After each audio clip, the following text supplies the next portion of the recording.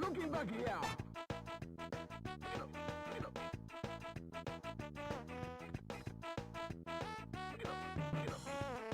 It's a thrill sensation.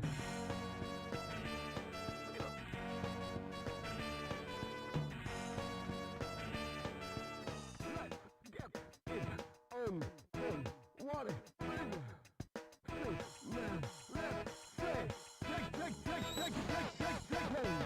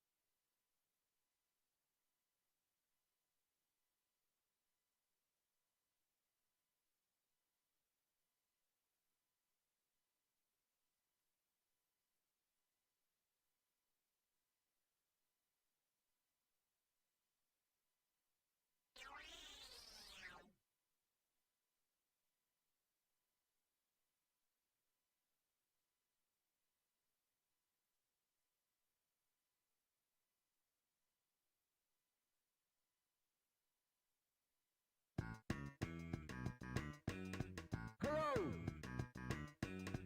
Here I am. Here we are. We are one!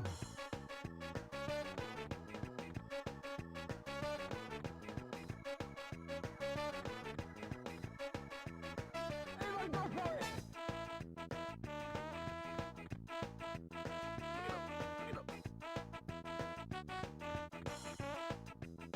Looking back here.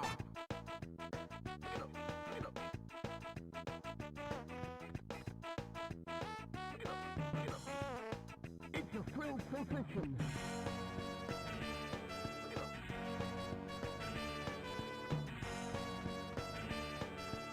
Let's get it on. What is man? Let's say, take home.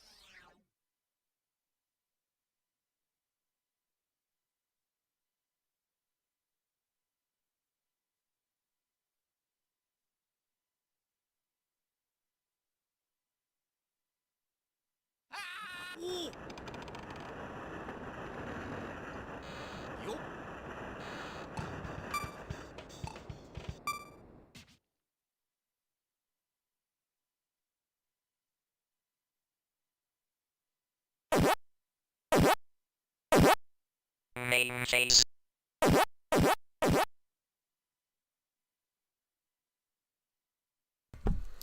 Hello, hello, hello. Oh, this seems to be working. That's all good. Right, it's been almost 2 weeks, I think 11 days, since the last one of these streams. And these streams, if you've been following them, are the July Jewel or Junk streams. And today's theme is games with elevators in them. It doesn't have to be many elevators in them, just an elevator scene. So Yeah, I've come up with a list. I've been a bit pressed for time lately. Between things getting a bit back to normal with the lockdown and being allowed to go places and the sunny weather and everything else, it's kind of just taking a little bit of backseat for a while. But I'm here now and I've prepared some stuff, so we'll see how it goes. And yes, there will be a bit of a big Earl, well, a bit of Big Earl lately. Later. Yes, later.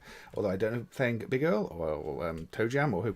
And I'm just going to have say hi to everybody in the chat. So we'll start at the start where we have a Stephen. In fact, this isn't the start. I can't even scroll back to the start of my chat anymore. We've got a Stephen, a Cow, a Bob. All the regulars here, nice and early, because I've been starving them with streams for about 2 weeks. We've got Aussie Guy, we've got Thomas, we've got, did I say Cow? Cow is here, Cow is always here. We've got Lee HCFC, who is another one I've seen before, not been in a while from what I remember, but good to see you again, Lee. I hope you're doing well. We've got Extreme Wreck here again, we've got 100% Ham, one of the people dumping things from MAME. We've got David. Who else we got? Scrolling down. We've got David Collins saying, "Hi, Dave. Are we going up? We might be going up." And we've got No Joto and Mo Burma and Ali Stam and Costado and Main Fan. Welcome. You weren't lurking, Main Fan. That's all right. Lurkers are always welcome too. So Cal needs at least 2 mentions, Moonshins, I don't know. Anyway, I've rambled enough, I think. The first game is Tondemo Crisis, which is on PlayStation hardware. And if you've been watching the Attract, you'll have seen the lift scene, which I think is the first level from earlier playing of it. So, let's get my routine back. Turn the volume up, isn't it? Then I change my view. So I feel very out of practice with this. And then I full screen it. And now we are ready to... You missed the Moonshins. They all have to be cow puns. Anyway, Tondemo Crisis. So yeah, I've got my headphones on so I can get an idea of the volume we're going for here. But, right, so yeah, first scene is the lift scene, which I don't know how to play, but first scene in the game. Unlike many of these elevator games, where the elevator scenes seem to be right near the end, this one is nice and put it at the start. So, why not start with it? You think this game is junk, Lee? You're getting your early vote there, are you? What don't you like about it? It's one of those slightly zany mini-game collections. So I think we hammer a button here, don't we? I think we hammer B according to that. And then move the joystick. Yeah.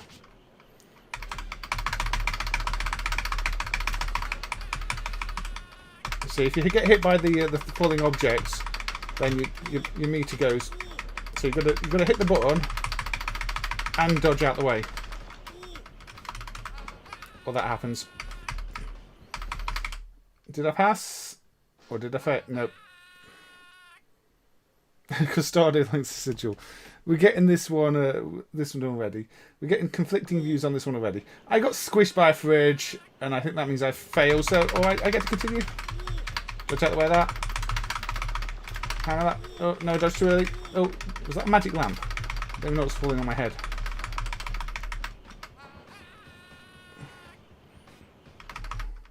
Getting clear. So, fairly easy clear. It is an odd one, Stephen. It is. I think that was what happened when I failed. I got the fridge on my head. No Johto. But it doesn't stop there, does it?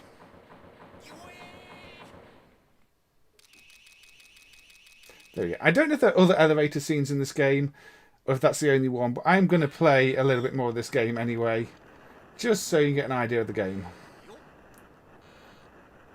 Now, this time, it's B. So I'm hammering B again, I guess. And left and right. So I guess it's going to be dodging things while hitting B, isn't it?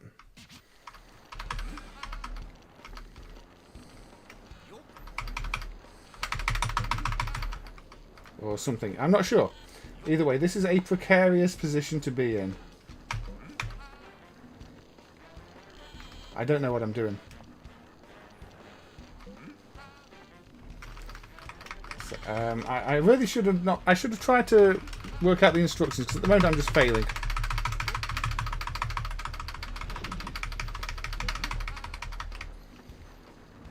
I don't know what I'm doing. Are there any other inputs? Oh, it's hold it down. Right. So I've misunderstood the instructions. Hold it down and get it into the green section. Okay. And then try and balance.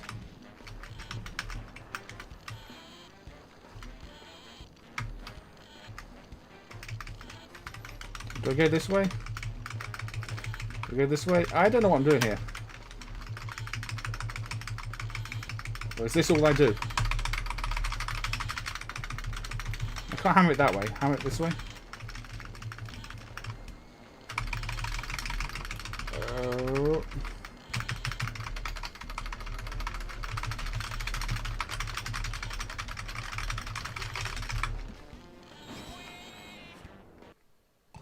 I think I failed.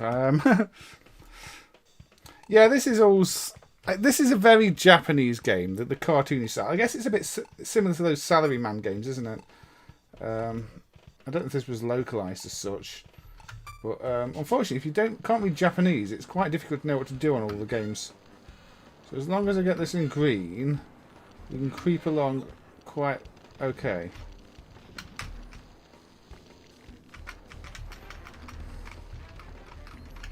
But I don't know what you do when you've fallen off, or you're about to fall off.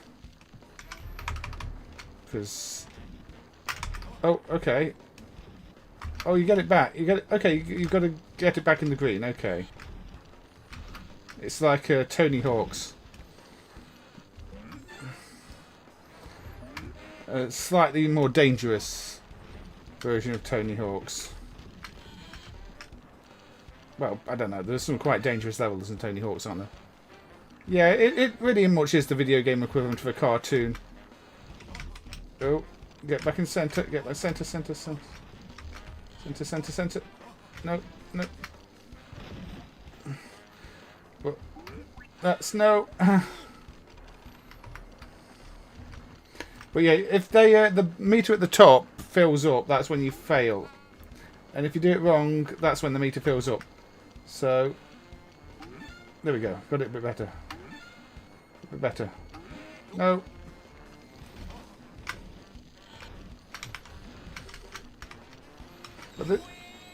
And I failed again. Yeah, this is PS1 hardware, Bob. So one of many games on PS1 hardware. And PS1 hardware is perfectly suited to this type of thing. You know, a simple game with 3D graphics. Let's try again, though. I know this isn't the elevator scene because we saw the elevator scene at the start. But, you know, if you're going to rank the games, we need to get a fair idea of what the rest of the games are like. Oh, dear.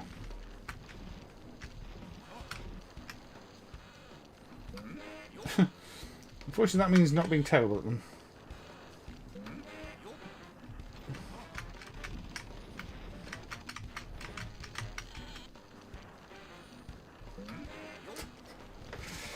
Oh dear me.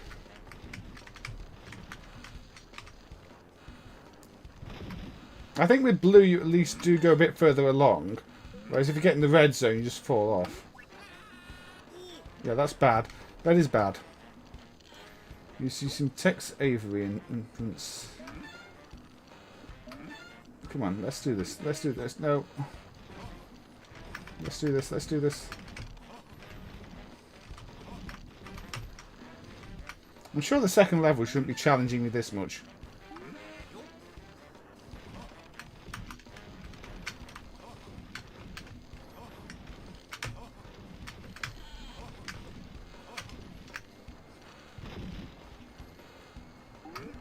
No.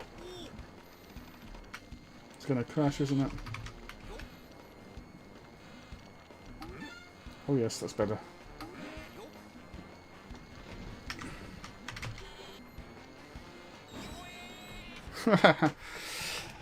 Oh dear. Let's try again. Let's try again. This will probably have to be the... I can't spend forever on one game. Maybe there were some cheats I could have used.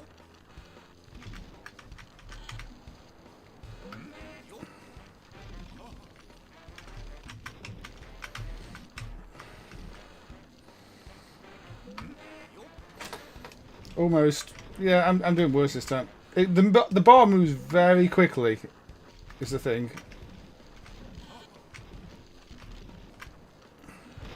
I mean, blue is okay. As long as I avoid the reds, I might be okay. Although, too many blues is obviously not okay either. Shall we just go back to the elevator scene? I could do that one. No.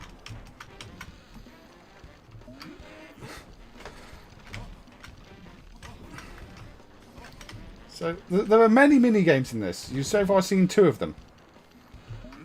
Mainly because I'm terrible at this.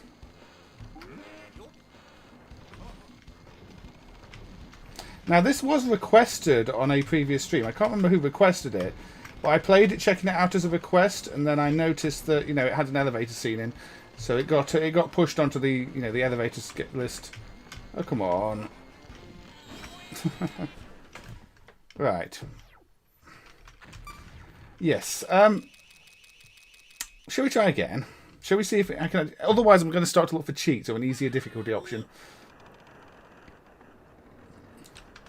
I didn't even make it to an arcade the other day. We played a little bit of the Space Invaders Fever game, the one with the big LCD screen. Yes, Tondemo Crisis. Sorry if I've missed anything in the chat. It's a bit better than Dragon's Lair, Lee. But... It's just what it's a mini game collection, and apparently I'm just really bad at this mini game. And it's not one of those that gives you a cheat option if you fail. Unfortunately, it's not like you fail this 3 times. Here, have a free pass to get past it. It's like you failed this 3 times. Try it again and again and again. Try and concentrate.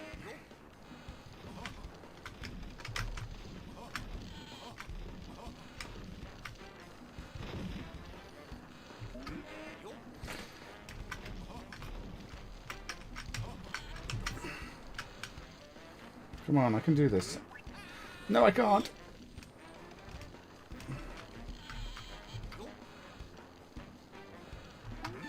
That's better. That's not better.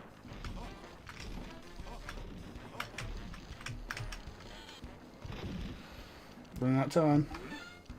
Good. Not good.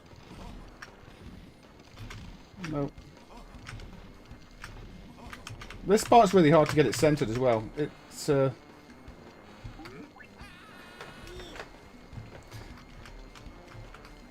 okay, I'm going to fail again. Shall we just go back to the elevator bit? I could do the elevator bit. Okay. Reset game. Press F2. Live setting? 3 lives? I don't know. That's not going to help. Well, there's no difficulty setting. So let's just temporarily quit it out. Because I don't really think it's fair to judge a game based on 2 levels. So maybe there's some cheats. There are no cheats. Okay, we're not going to get very far showing this game off. Yeah, that green bar is pretty brutal. You can usually do that, Darren. There's some occasions where it doesn't work, but in general it's fairly safe to do that these days. So let's go to the elevator scene again, just because this is the elevator stream, and having a look at the actual reason I picked this game, which is the elevator level. So he's running into his elevator, and of course,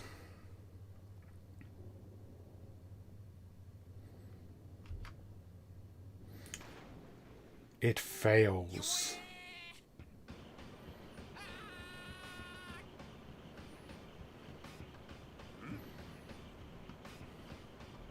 Maybe if I stared at the other screen, it'd be easy. Maybe there's just more delay on that screen than the other screen. I don't know. It did feel a bit tricky to get the timing right there. So yeah, we hammer the button and we avoid whatever's falling on our heads.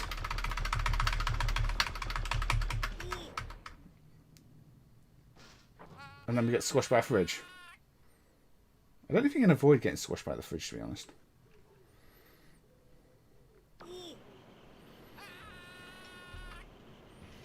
And we continue. And we could just fail this on purpose. Let's get hit on the head a lot.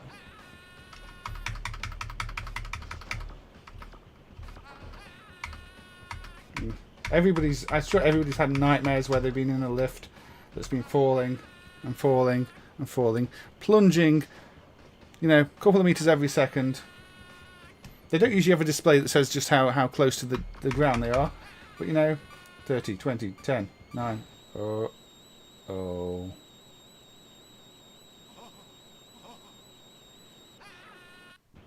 Unfortunately, you know, you don't get an actual death. Anyway, apart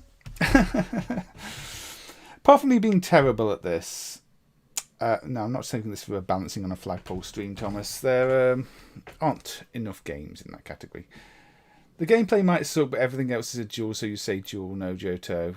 What do people think then? I mean, you say it's not junk. Yeah, okay. So where am I putting this one? The first game, Tondemo Crisis, which, you know, it does have a lot more mini games as far as I know, but you have to actually be able to get to them. You think it's an outrageous gem, do you, Aussie guy? Spiral staircases. You've been bouncing down and round and round and round in a circle, Thomas.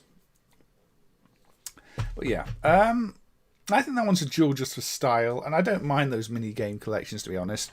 I'm just not very good at that one. I've not really practiced it, is the main issue, I think, with that. But, oh my god.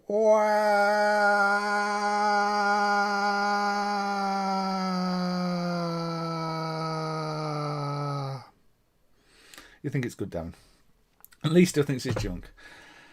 I think we've got more duels at the moment from the little pool of votes we have so far. Stevens an average. Okay, so we've got an average there. I think it's one I'd suggest giving a try to.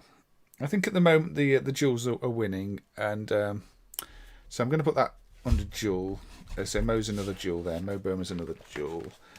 So that one's going to go under duel, I think. I mean, I almost feel like it may be average, but I think it's just got too much style.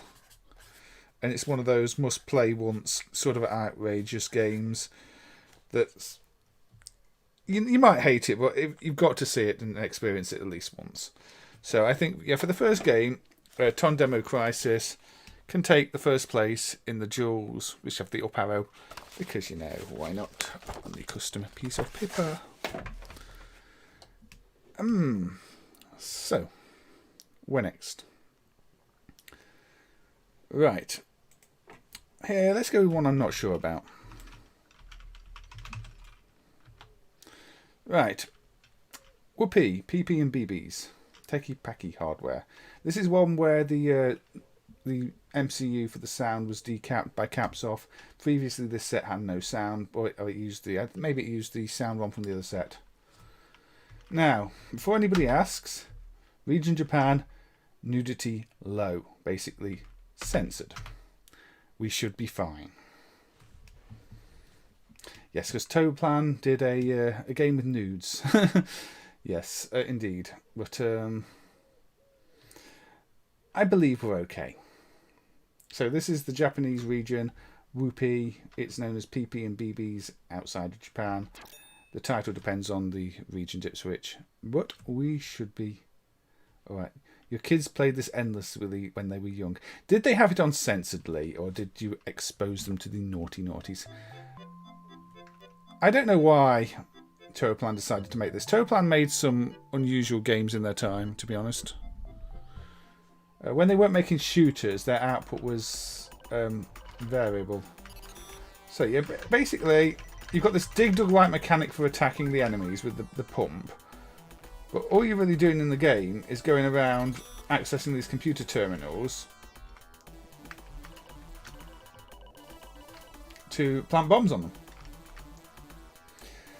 A bit like Crackdown, where you're going around planting bombs. But Crackdown is a neat little Sega maze shooter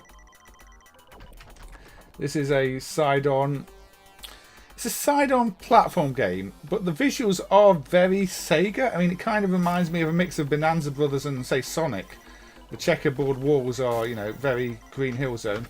Oh, and yeah, you have to get out before the time that expires, which I am failing to do. Come on, come on. Quick, quick, quick, quick, quick. Oh, there we go. Just.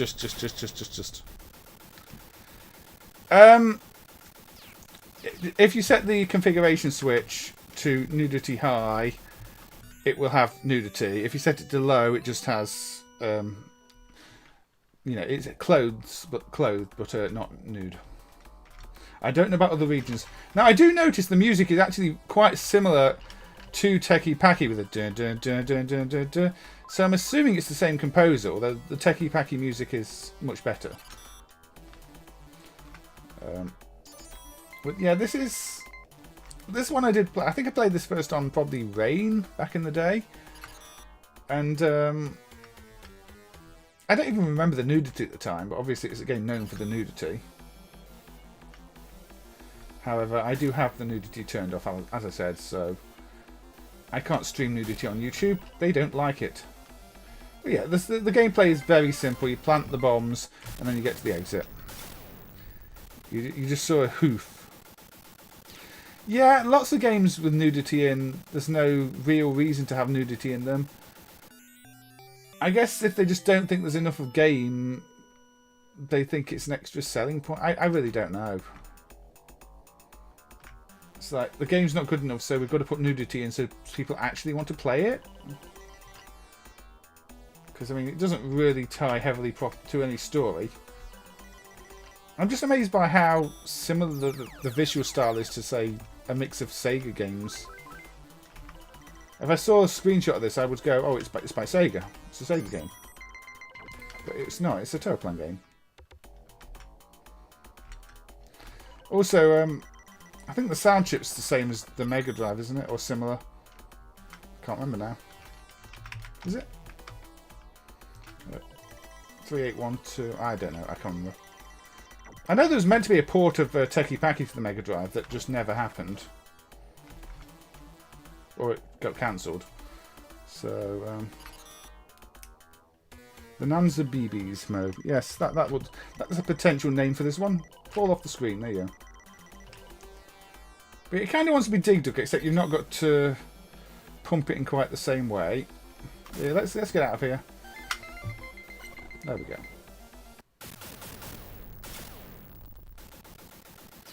I mean, it's not really much like Dig Dug. It's just got that pumping mechanic on the enemies to push them off the platform. You see, there we go. No, I think that's the last stage in this level. Oh, it's not. So we've got another one.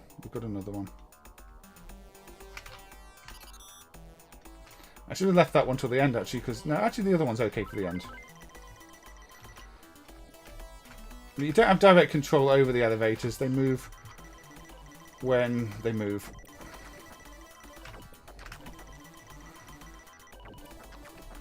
I'm trying to get in this elevator, though. I'm failing. Come on, get me up here. No, I think that's we're running out of time type thing. Because it wants to hurry me along. Let's get to this this computer here.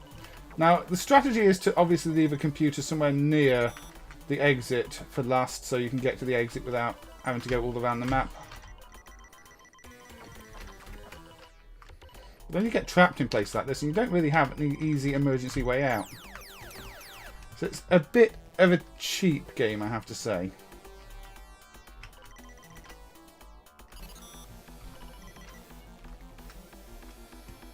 And when you consider that Toaplan did things like Snow Brothers as a single screen platformer,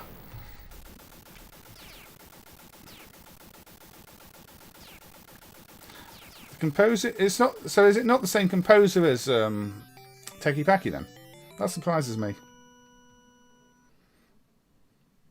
So yeah, this is where you get your reveal, and you know, if it's if the nudity is set to low, that's as nude as it gets.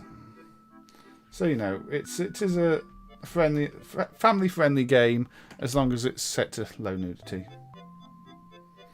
Where were these games released? Everywhere, as far as I know. I mean, Toaplan tend to get quite wide distribution.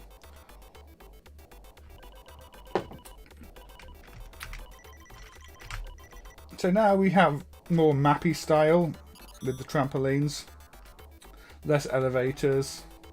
In fact, you could probably say the gameplay here is stolen from mappy, but never mind.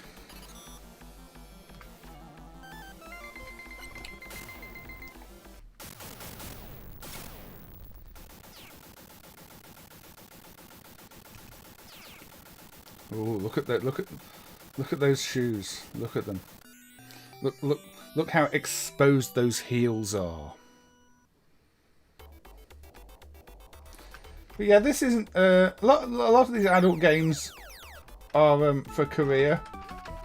In this case, this is a game that, as far as I know, had quite wide distribution, being a Toaplan game.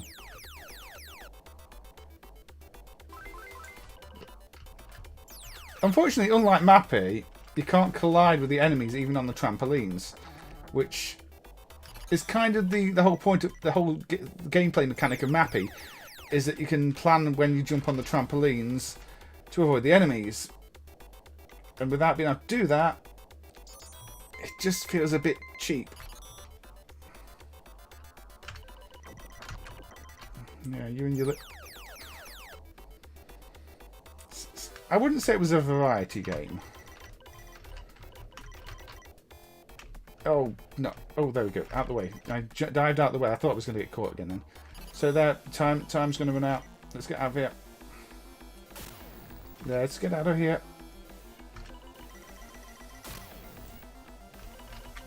No. I failed to get out of the room. And if you don't get out of the room,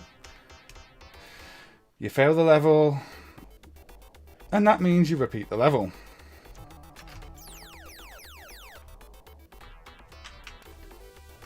That was stupid.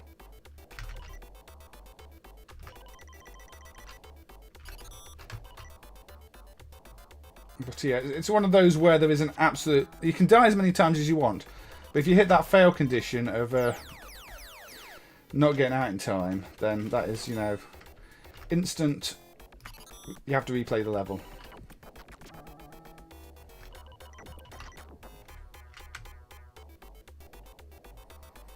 Yeah, basically, you for some reason, you must really hate whoever runs this mansion. Maybe they've enslaved these poor models or something like that. I don't know. I don't think it gives you a backstory. But I don't know.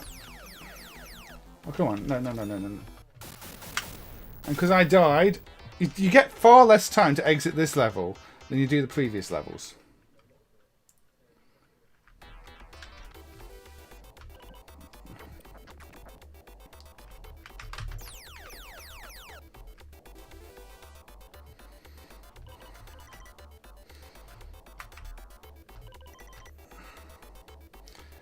Yes, the doors are cards. I don't know if they're made of card. That would be fairly poor choice of building material for doors, I would say. But they are car themed. I don't know if you can fall through. Unfortunately, it doesn't look like you can fall through the trampoline yourself, even though the enemies fall through the trampoline when you attack them. Because, yeah, it just wants to be mappy on this level, and it fails in the saddest possible way.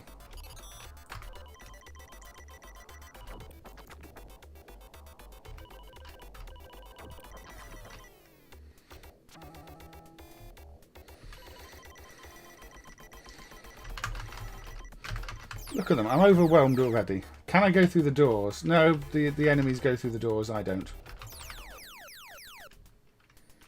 Too easy if I could go through the doors. Oh, look at this. Yes.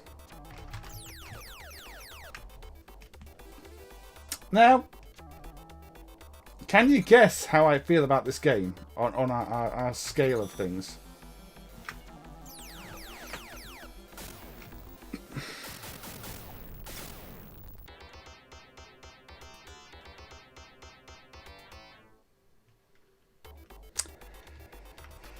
the only thing I can say about this game positive is I like the graphics, to be quite honest with you. You can't attack when you're falling. This level is just so frustrating.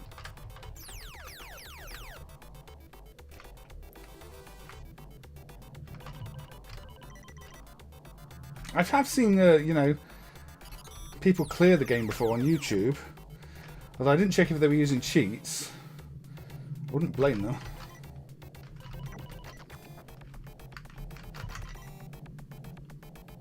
No, it's... I mean, people will say things like Knuckle Basher, Toaplan's worst game. But to me, this is Toaplan's worst game.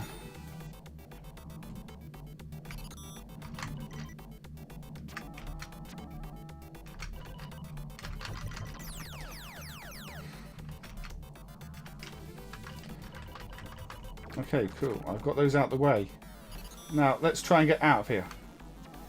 Finally, after all those credits, I got out of here. You'd say average Extreme Wreck. Yeah, it does require a surprising amount of strategy, Aussie guy, for an adult game. But at the same time, it feels too limited on what you can do at any one time. I mean, say, whenever you're falling, you're completely vulnerable. You can't attack. And obviously, we've seen the elevators early on. But the one strategy is obviously, you know, pick the order you're going to do everything in. The other is know when to knock enemies down below platforms. That takes ages.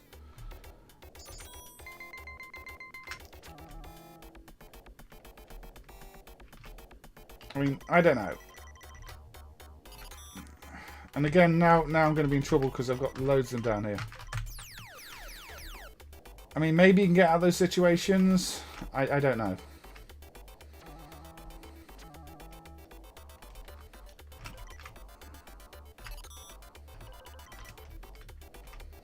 I have a single and no, get down. I'm going to be lucky. Can I get out?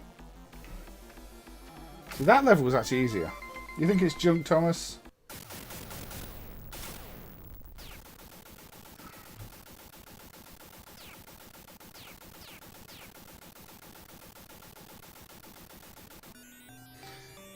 I think we're getting quite a few averages, aren't we? Not great. We've got a few junks. Solid Mare from Costado. We've got a Jewel from Nojoto. I mean, it's got some style to it, but I find it incredibly frustrating.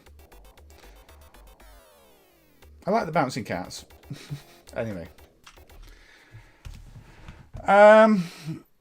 Yeah, I think the averages are winning on that one. I mean, it's personally not a game I've ever enjoyed. It's not as bad as a lot of the adult games. As an adult game goes, with some quality to it, but I think even Toaplan knew that it wasn't their strongest game, hence adding all the adult content in the first place. I think I've spelt that wrong. Are you sent junk again, Lee? Nudity might push it to a jewel. Unfortunately, you can't turn the nudity on. I'm going to put it in average, as you know. I mean, Toaplan didn't really do bad games, but I mean, there's reasons their shooters are well known, and that one is kind of not that well known. It's well enough known, but yeah, average is fine enough. I mean, there's nothing wrong with being in average. This has to be said. So, I mean, I guess we should probably do the one, you know, everybody is thinking of when I say elevator stream, and that is Taito's Elevator Action, which, you know, is from '83. So keep that in mind. Now, this is your classic, you know, spy infiltrates building, gets documents, escapes game. It's got that perfect kind of spy move. I mean, one thing you notice with this game is the frame rate is actually really bad. For an '83 arcade game, it does not move as smoothly as many others. So, the classic, indeed, the classic. Yeah, I mean, I have played through Whoopie before, I think with cheats on. And sometimes I'll look back at it for the art style, because say it reminds me of Sega and a bit, but not really one I've ever enjoyed much. So yeah, I mean, how fast does this run? If we single step it, so it actually updates every 4 or 5 frames. 1, 2, 3, 4. 1, 2, 3, 4. 1, 2, 3, 4. So, you know, compared to most arcade games, that's actually a really low frame rate. Now, one thing you can do on this game is shoot out the lights, which fall down and make the whole place dark. Which is a nice little feature, isn't it? But basically, you control the elevators, well, the one you're in, and you're going through the building, looking for the papers you need. You can always see the enemies even when it's dark, because they do the whole shadow thing. And the doors you need to go into, they're the red ones, the ones marked with a colour.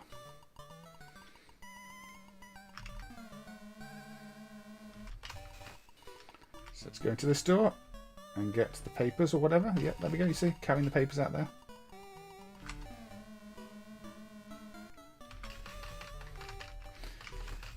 Yeah, maybe it's sort of got that movie look, because movies were sort of half frame rate, although this is less than half frame rate.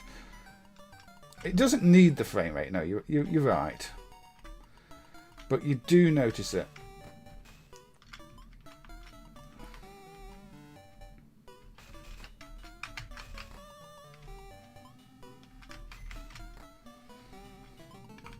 You got your jump button as well. And you can do a fancy jump shot. I mean, I'm a bit disappointed you don't like fly backwards when you shoot in the air, but I guess that would be a bit complex.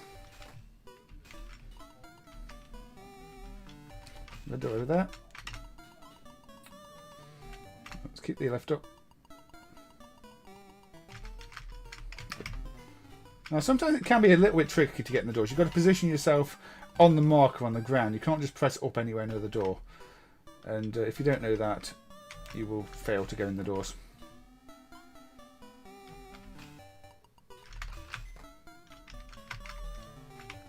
There you go. Elevator this way, please. Unfortunately, there's no way to call the lifts. You do have to just wait for them.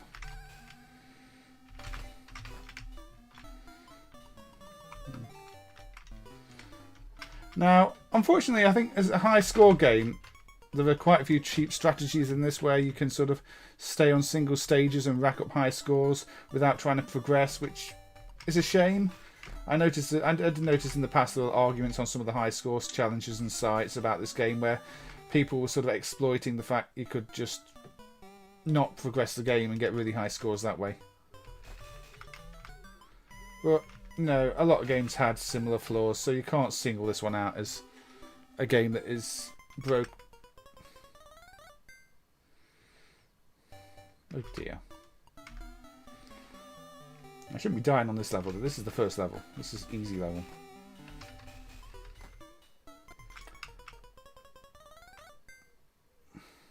I was right at the bottom too. Jewel, I don't think overclocking is going to make a difference, Thomas. I've not tried, but I doubt it. I mean, I don't think the extra frames of animation are going to be there, are they? There was an unreleased 2600 port, was there? I've not had a look at that. But early game, no continue feature, so back we are at the top. So let's just wreck the place.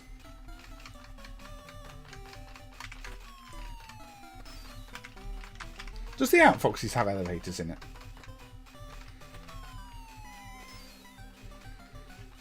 I don't think we got to cover the Outfoxes even on the Namco stream, did we?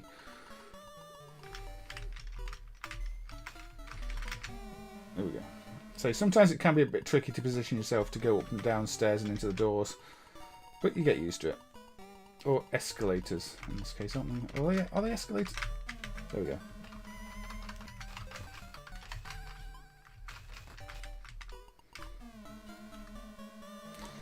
Outfoxes is a bit like 2D Smash Brothers from Namco in the 90s, before Smash Brothers was a thing.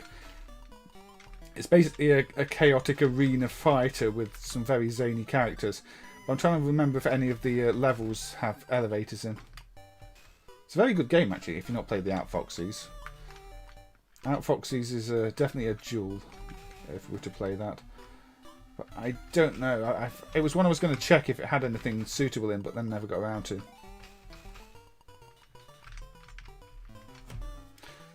Also, if anybody joins the chat, any newcomers who you don't recognise the name, everybody please do say hi, because I want everybody to feel welcome. And again, I'm sort of only keeping half an hour on the chat. Looping 3 Vibes, Extreme Rex says, not entirely sure about that, but this Japanese, and maybe there were some influences. And there's something said about the NES version. We might have a look at the NES. Oh, I shot in the foot that time. Oh, was it in the knee? Did I take a bullet to the knee?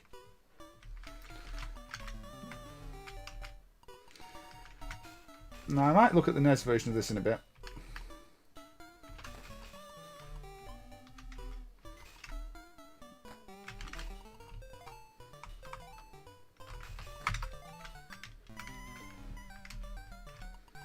Can you ride on top of the elevators?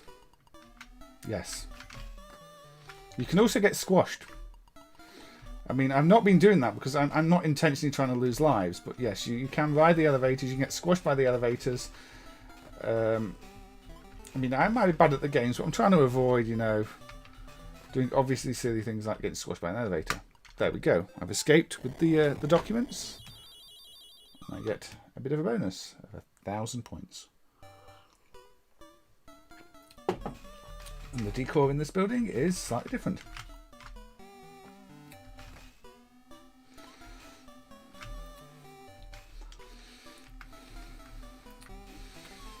Still have the same light fittings though.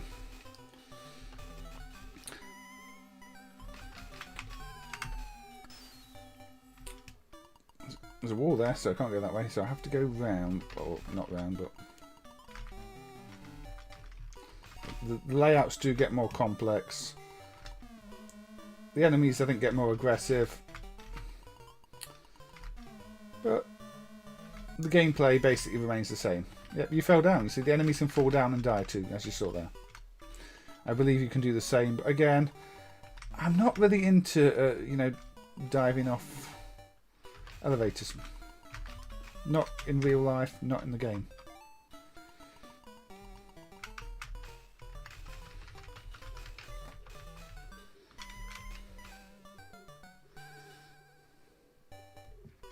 Intrepid has elevators. Do you know what I just said? Oh, there we go. Crushed by an elevator. Intrepid does have elevators. Intrepid is on my list. Intrepid is a game that always reminded me, because of the spy theme of this, but it's almost like a sequel to Elevator Action, but with different gameplay. I always thought, because spy infiltrating a building. Yeah.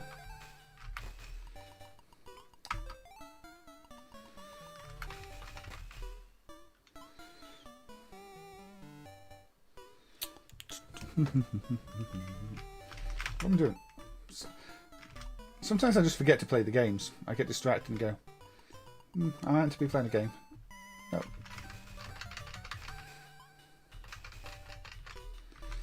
There's a Looping 3 arcade game, but I think it's an old black and white thing. Maybe colour overlay. I don't know. Don't think it's that interesting though. And of course the Dreamcast Naomi games, but they don't really run well in MAME.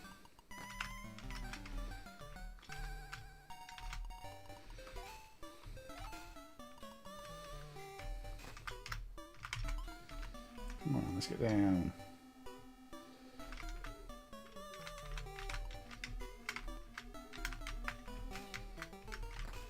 No, not again.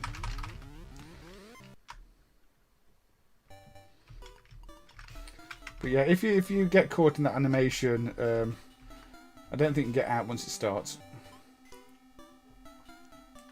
This is a case. Wasn't that a silly thing to do?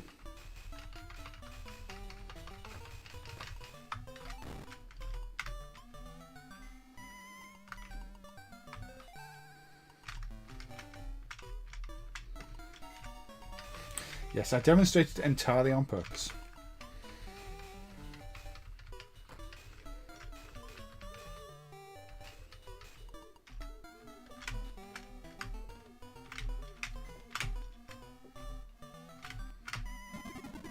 There we go. That's some other squashing. Murder by squashing. But there we go. That's the second level clear.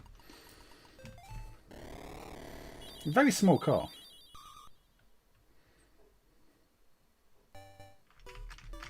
And again, it's rethemed it a little bit, change of palette, but you know the gameplay. Rinse and repeat. But that's what a lot of these classic games are like. I mean, it's from '83. So, yeah. Anybody going to disagree with the dual status of elevator action? Hey Johnny Bond, welcome. I don't know if you've said anything already, but it's the first time I've seen your name in the chat. You should jump kick kill people coming off elevators. You need a technique not to get killed on harder levels, Bob. Yeah, I've never mastered that one. But yeah, there are different ways to kill people, as Bob says. Jewel, yeah, Taito classic, Taito classic. I don't think anybody's going to disagree with that one. I mean, it's a game everybody seems to love. It's a game that at the time was a completely unique concept and really still is. I mean, there are other games with elevators, but none quite like elevator action. Apart from, you know, knockoffs of elevator action. So, elevator action, Taito's 1983 game, even got the stylish title screen, goes into the Jewels as an all-time classic. Jewel plus plus, yeah. I mean, can't say anything else apart from Jewel about it. Right, briefly, very briefly, I'm not going to ask you to rate this one. There was some discussion about it earlier, but I'm not going to ask you to rate it. This was ported to the NES. The NES port looks like this. You've got your classic Taito font. Good copy of the title screen.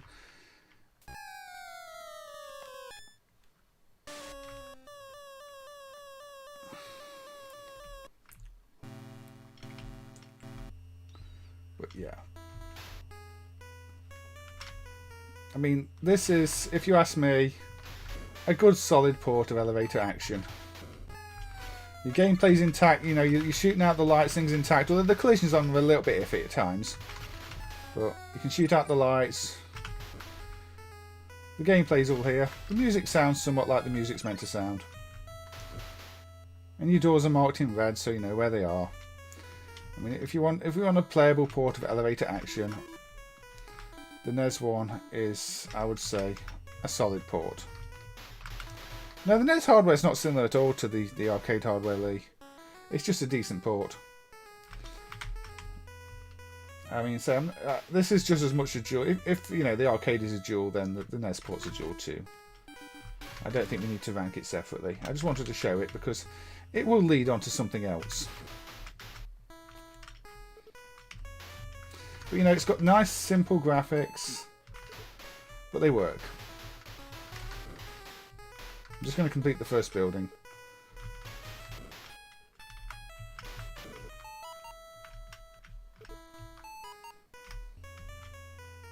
Yeah, it is a good port, Stephen. I would have been quite happy with this if I had it back in the day. If I had a NES in this port. Elevator Action, I don't think it's got ported that much, did it? Because did it officially? I don't know. It's not a game I remember playing official ports of. Only knockoffs. And the sequel missed out on the Genesis era, so I think that was on the Saturn, the sequel, wasn't it? After F3 hardware. Ported from F3 hardware to Saturn. But the 16-bit era didn't really have a proper version.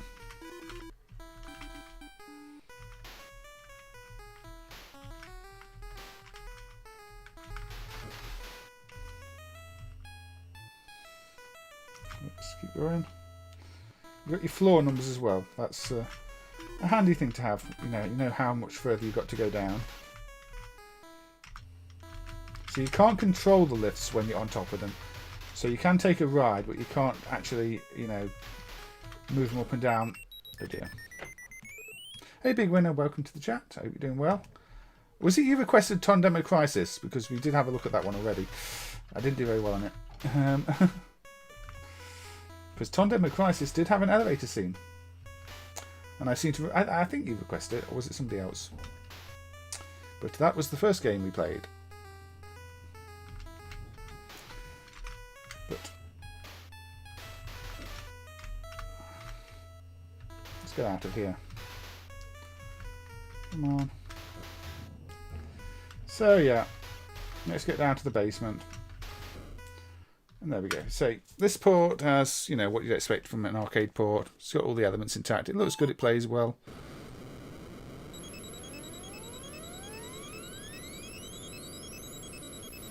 You think it's too janky for the NES, Bob?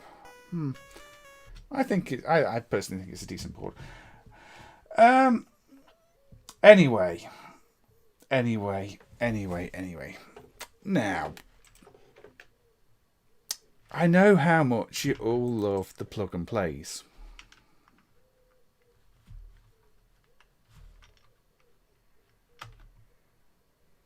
So let's have a look at wireless tennis. This is the PAL version from PlayVision. Note that any of the NTSC games on this still run with NTSC timings. Games. This one's on VT hardware, so everything has been coloured in. I just went past something, so let's go back. The game we're going to look at is Spy vs. Spy Combat. Does it look familiar? Yeah, this has had a little tennis racket, so you're going like this with it. Yeah, it's enhanced NES hardware. Look at this brand new funky title screen. It's for Spy vs. Spy Combat. This is from 2005. Oh dear.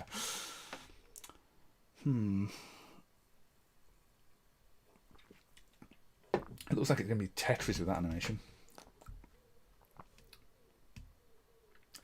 Yeah, elevator action but with advanced colouring. Pretty much. And with the wrong speed music.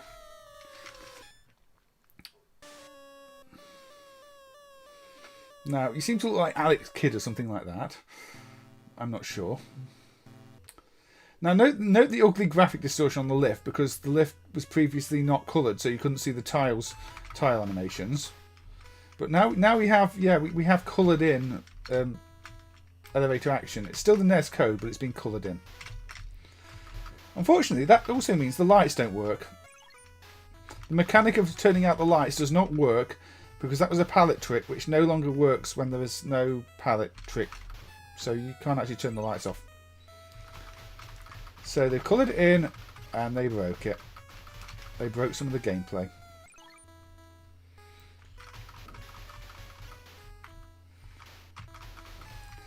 But yeah, it's kind of surprising to see the effort they put into redraw some of the graphics on these plug and plays. And just act like it's a completely unique game, you know, new game. Oh yeah, the doors you go in now purple, which means they're not as obvious either. I might have already missed one. But they've not changed the sound. It's the same sound.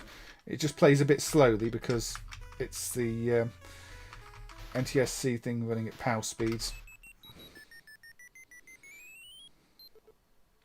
So yeah, I will be asking what do you think of this silly hacked up version called Spy vs. Spy Combat.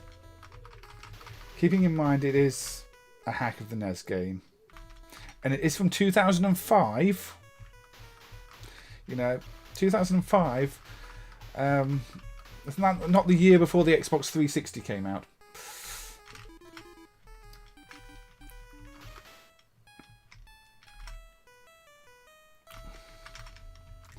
I mean, at its core, it is still elevator action for the NES. But,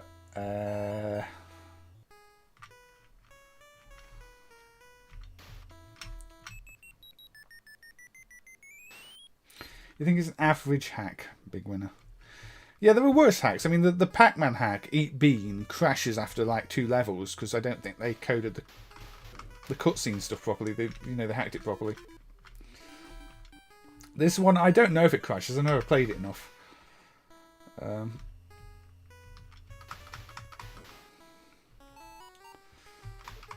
Yeah, the NES knockoff hardware is always kind of fascinating. And the way they did hack up all these games and add colours to them and stuff, and then tried to pass them off as if they were something new. when yeah, it's elevator action.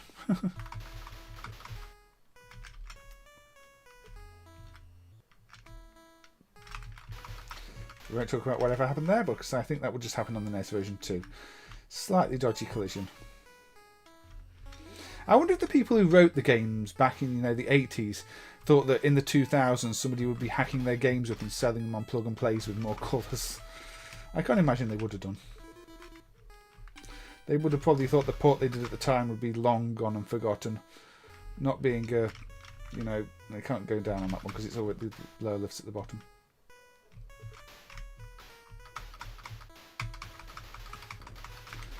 Yeah, all these NES clones were cheap to manufacture.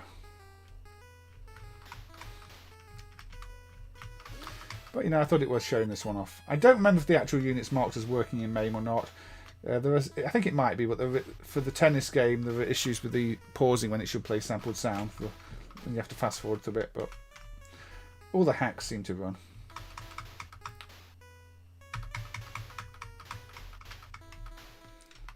Game Room on the 360. I don't remember that one, but there are broken games on every platform.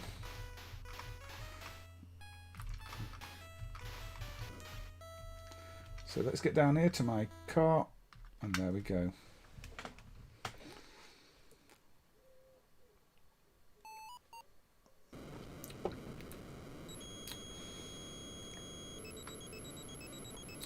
Bonus. Unreadable 1,000 points. The other issue is, though, it doesn't get mixed because it's coloured in already. You kind of lose some of the re-themes in terms of the colours.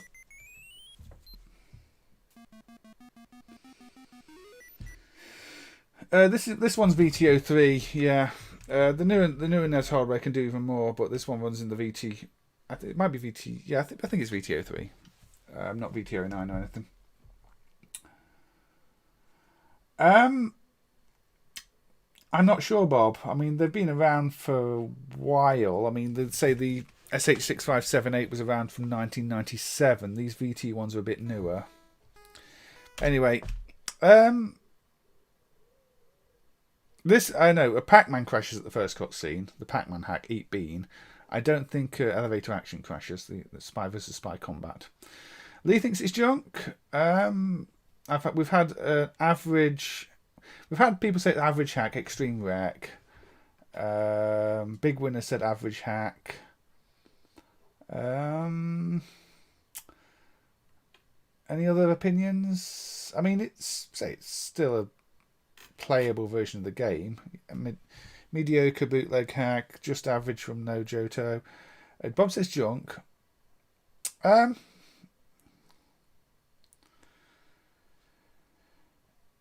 Charles says junk. So we've got some junks and some averages.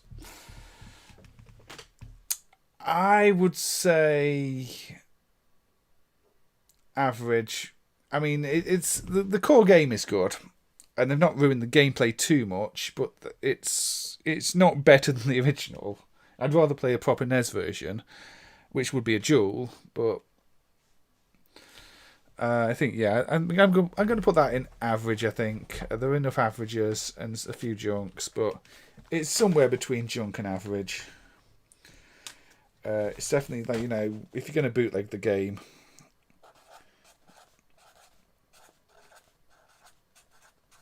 spy versus spy combat on wireless tennis.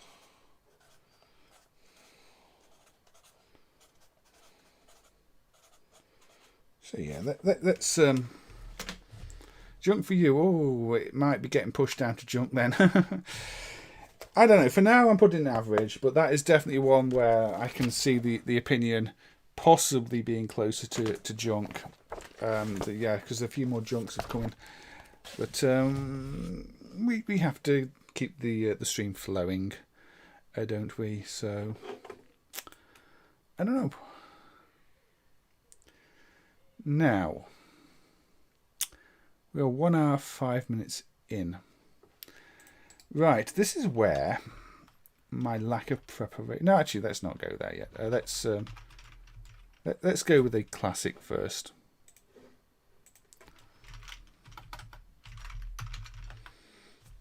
Let's go. I was going to go with an Amstrad CPC game, but I want to go with another proper arcade game first, because we just did a silly button game. Beastie Feastie, also known as the Glob. 1984 Epos Corporation. Now, there's different versions of this. There's the version on this hardware. There's Pac-Man hardware versions. We're going with the one that's on Epos' own hardware. Where you are Toby the Glob. So you call in the elevators this time, and you're riding them. And you can cling on the ceiling. Now, personally, I think the Pac-Man hardware versions of this are better. But we're going to have a look at the regular version on their own hardware.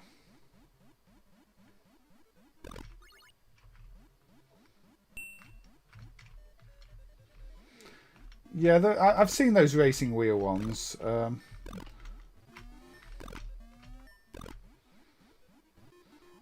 Some of those just use flash ROMs, Hammy. Some of them use globs, some of them use flash ROMs, so there's every chance if it's just one with a flash ROM, you'll be able to dump it. Although if it's a glob, then it sort of has to go to Sean. And some of those he can't even deal with. So yeah, you collect all the fruit, and you move on to the next level.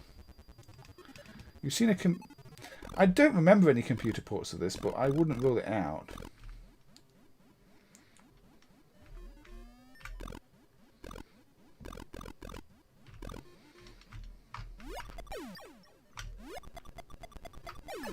So you fall on the enemies like that to get rid of them.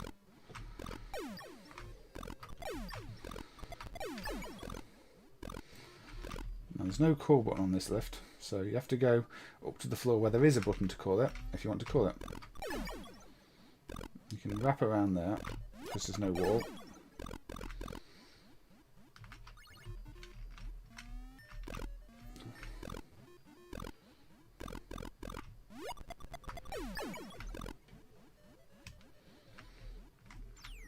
Yeah, they're not worth much apart from people trying to charge rip-off prices for them. I mean, so I don't know exactly which ones are dumped. I mean, I know Kevtris even managed to dump one of the Intellivision ones, but I've still to this day not got my hand on the actual ROM of it to add it to MAME. And that was a really tricky one to dump. So, I mean, Sean was struggling with that one. Yet there's a ROM out there, but I've not managed to access it to actually add it to the driver. It runs on the same hardware as the Mini 7800. But, sometimes communications break down and it's frustrating.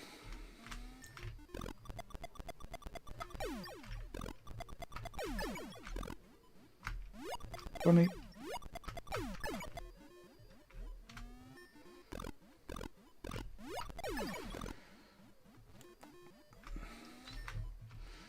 So yeah, I mean, my personal feeling on this is that had it been a game from, say, Namco, it would be much wider known.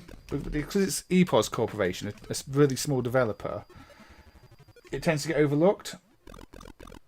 But say this was a spin-off of Pac-Man, I think people would know it better. But say it's it had its day in the arcade. It got quite heavily bootlegged. There's loads of bootlegs of it, especially the Pac-Man hardware version.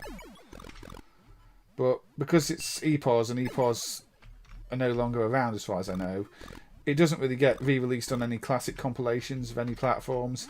It becomes basically a lost game that without emulation would probably be gone. Now I think Beastie Feastie is the slightly easier version of it, because the other versions I've played seem to ramp up the difficulty on level 2 and it suddenly becomes really difficult. Whereas this one, I'm on level 4 and it's not really got much faster.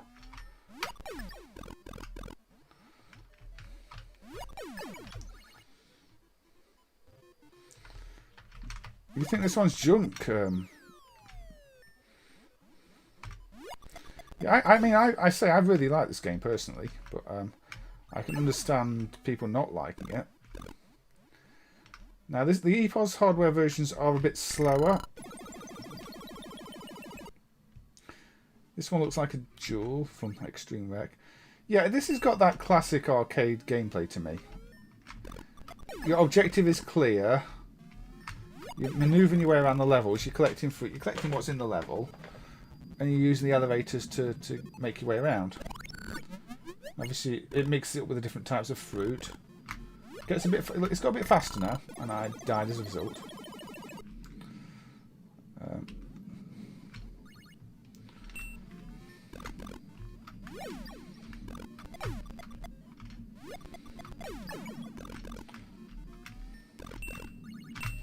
It's nice that you can call the elevators. Oh, I got caught. Yeah, that's one thing that's elevator action doesn't have. You can't call the elevators. And, you know, a real elevator, obviously you call it. Pig. Not seeing any cows yet, but definitely pig. We are getting a little bit of farmyard vibe going on here. Oh, yeah, that's a wall. Can't go through the walls. Just crush the bunny with the lift. Poor bunny. Oh, and I get killed by the pig. So it is a bit trickier on this stage. It is noticeably trickier. And the layout is more complex because you've got these walls in the middle.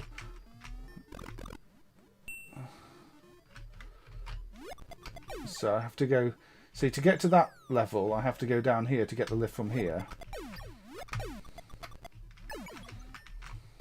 Oh, I ran into the bunny. And that is game over. You think it's lower average, big winner? I mean...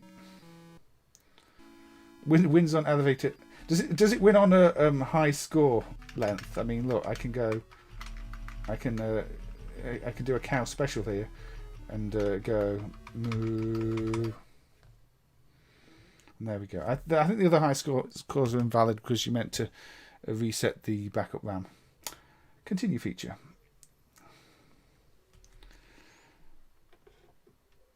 Yeah, as you say, Bob, the elevators do provide a maze-like feel to it. Now I'm going to have a quick look at the Pac-Man version because it's a little bit different. So it's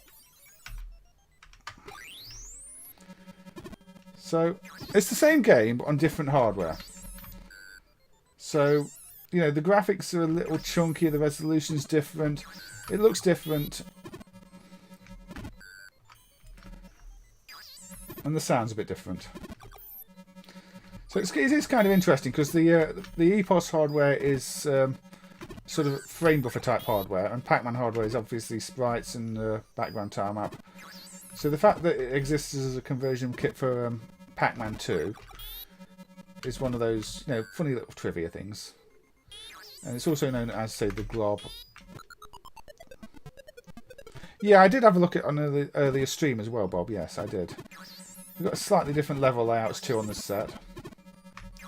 I think I played Super Glob and the Glob.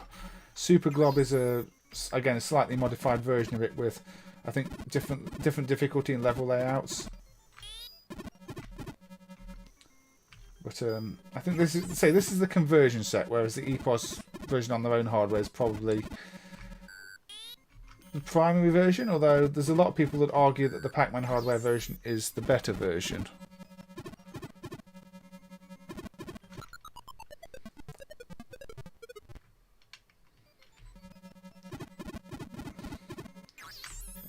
So it's slightly different level layouts.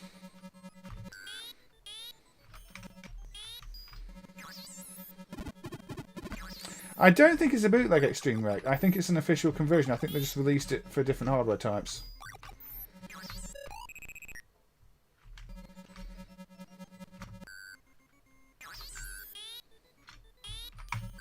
Come on, elevator. But this version speeds up a bit more quickly too.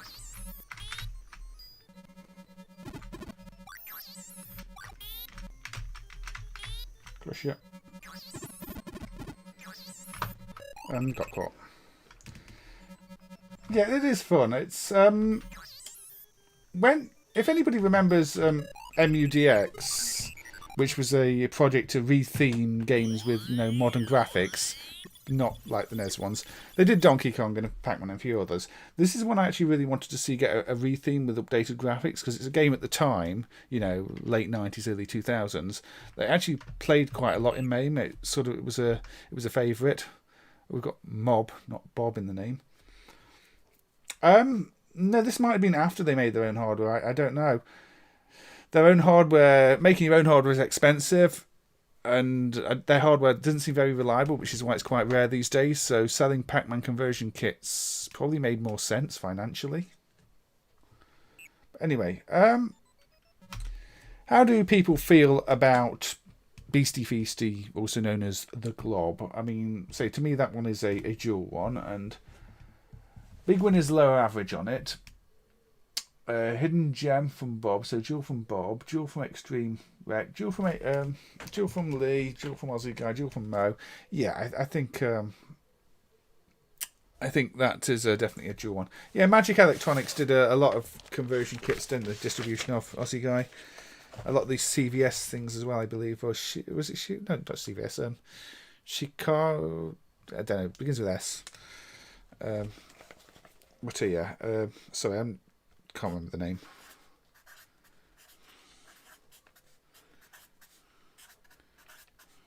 But conversion kits for Pac-Man and the like.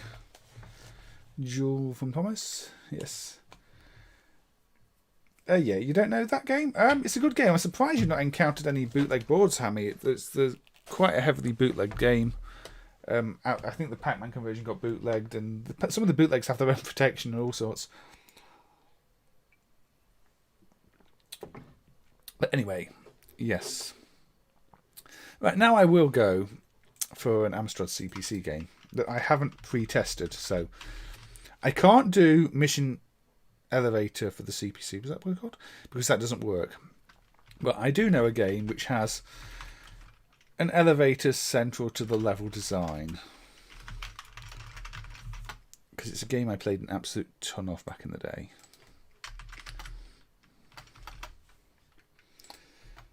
Now let's go with the cassette version and cassette loading noises, because that's always fun.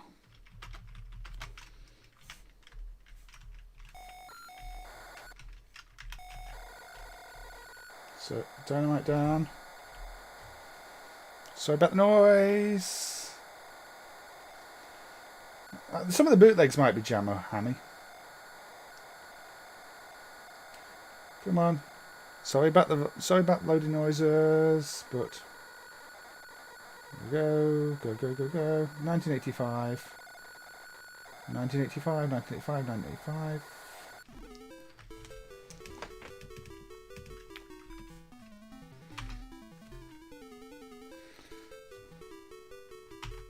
Left, right, jump.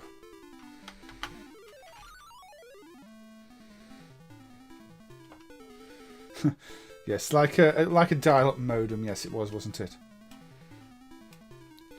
Right. So this is one of those collect the objects in a big screen of mazes. It's all randomized. Where every object is in this game is randomized. And you're going to get hit. I mean, you've got like 10 lives, 9 lives. But if you touch anything, you lose one of them. If you fall too far, you lose one of them. So, yeah. But it's colourful. And it's challenging. So it's a little bit like, you know, your Jet Set Willy type game. Now, that's the dynamite you've got to collect. The flashing one over there. You've got to find enough sticks of dynamite on all these screens and then blow up the safe without, you know, running into the enemies. Now, luckily, they don't respawn. If you get hit by an enemy, it's gone for good, as far as I know. But you see, that's the centre. That's the lift in the middle there. Oh, so just go up. That's 3 lives, 4 lives gone very quickly. So that was silly of me. There you go. See, the lift is arriving. Let's try and catch it. There we go. So going down. Unmistakably British, yes. So you stay on the lift for a little bit. It goes down the next platform. But this is one of the things I really remember about this game. It might just be a lift here. This might be the only lift in the whole game, but it's sort of central to the map. So the lift can take you wherever you need to go in the levels. So, you know, I want to go to this level. I'm going to go and explore here a little bit. Have a look what's over here.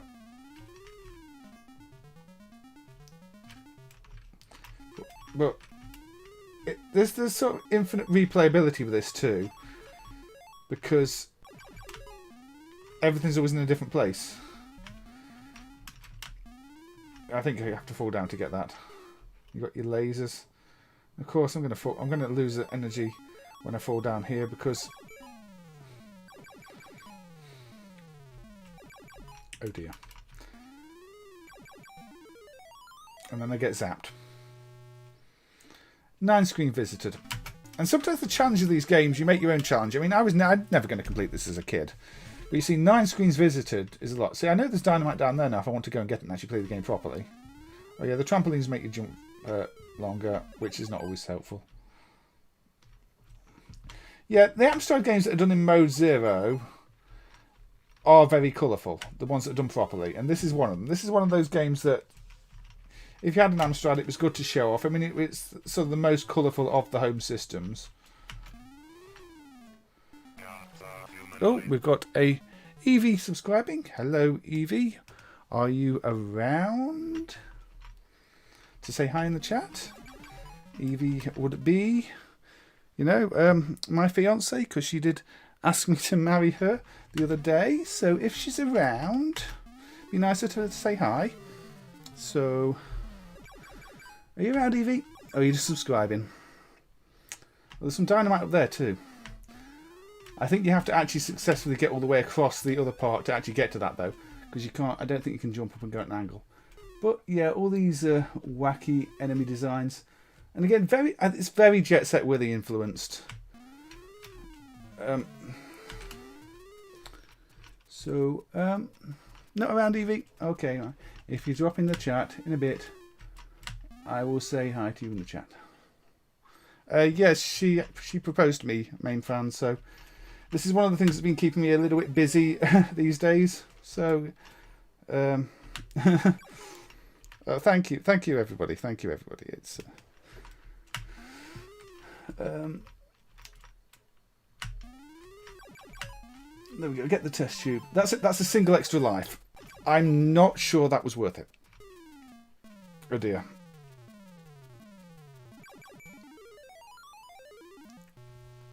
Yes, I did say yes. I did say yes. I did say yes. But no, it's I've known her for a while, and you know, it was a nice little thing to happen. In you know, in the lovely sun we've been having over the last few days, and now I've been spending a bit of time with her recently. So again, it's one of the reasons that the streams were a little bit on the back burner. Dynamite's there this time. Again, getting down places safely is difficult.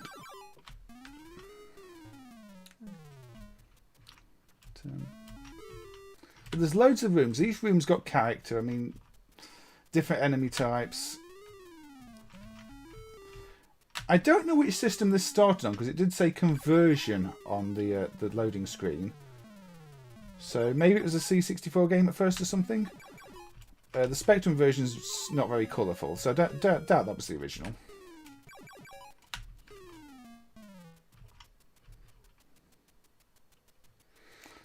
Alright, no Johto, take care. You're all invited. We've not planned a date yet. Hopefully Evie will pop into the stream too. At least... But yeah, there was a sequel to this game, and it's just as difficult. And the entire time I had the game as a kid, I did not realise it had more than one level. Sometimes, you know, ports to the CPC are improved. Now, I'm going to try and go all the way to the bottom. I don't want to spend too long on this because, you know, you've seen what it's about at this point. I think you're either gonna love this game or hate it. But it does have. So I'm just losing them on there. Let's just fall down the lift shaft. The original was Spectrum was the original. Okay, so they improved it a fair bit on the CPC, I think, visually.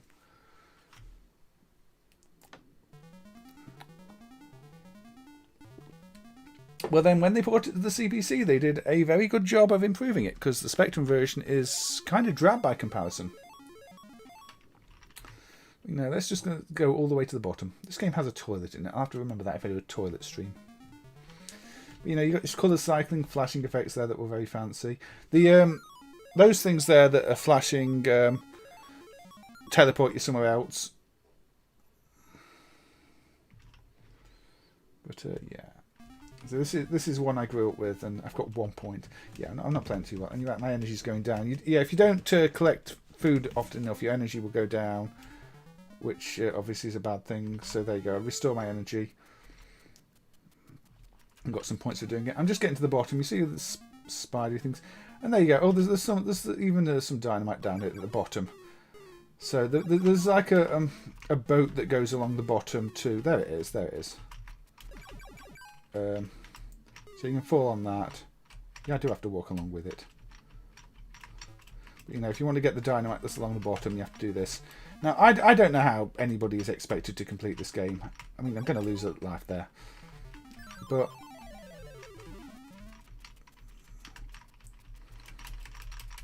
these games are notoriously difficult. That's what they're known for.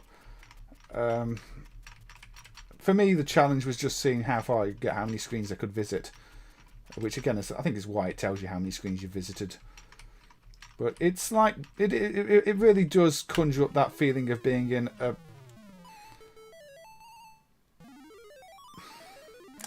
mad professor's mansion. I mean, the instructions. The dastardly Dr. Blitzen, aided by his glamorous assistant Donna, has devised plans for a super psychon mega ray.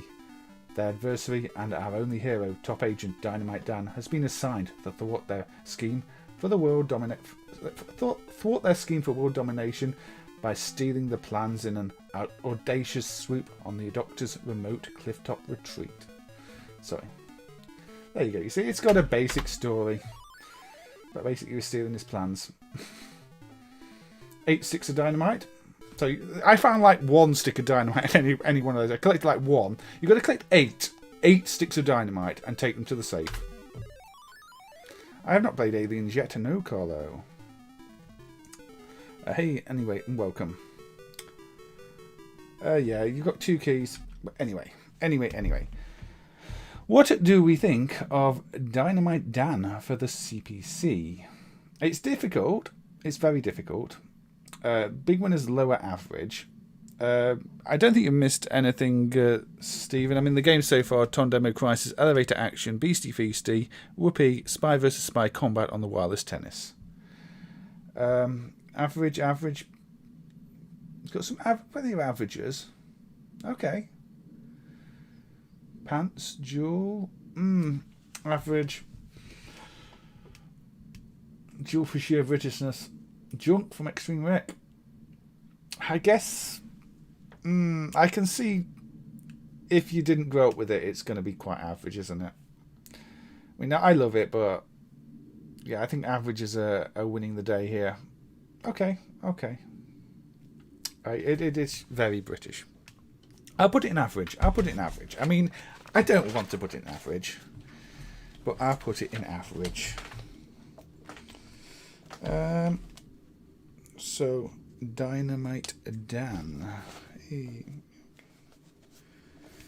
100% ham. Honey says Jewel. Yeah, I'd say Jewel, but I think the chat has spoken and put in average. But yeah, the amount of content in there, the amount of enemy variation and colour, it's not something you saw on so many of those games. And there's a good number of screens too. Oh, why I'm putting a Y in Dan. That's not how you spell Dan. But I'll have to put it on average because, you know, the chat has spoken. Final Fight, not yet. I might do Final Fight next.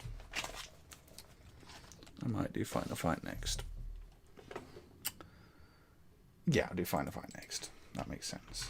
With cheats.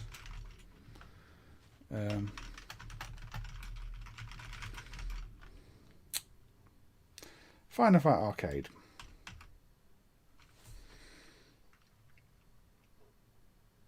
Now, one of Capcom's classics. I don't know what I think of Final Fight as a game in general. Obviously, it was fantastic at the time.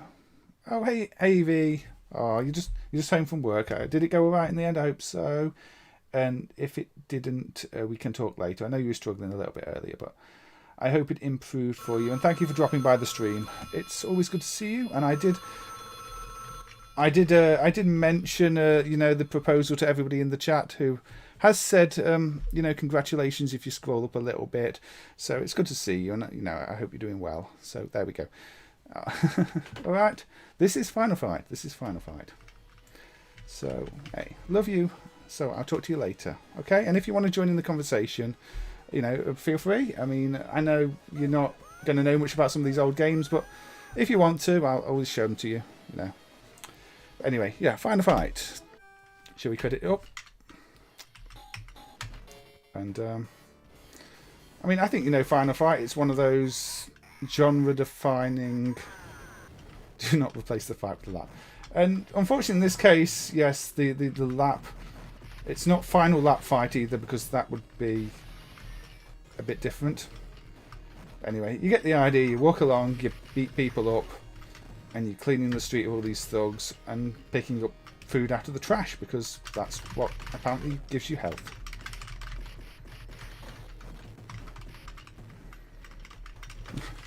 I'm going to have to change my name to Mr. Eevee. Or maybe. Then people are confused. Anyway, the point of this stream is the elevators. Unfortunately, we do have to go the long way around here with the cheats. Clear this screen.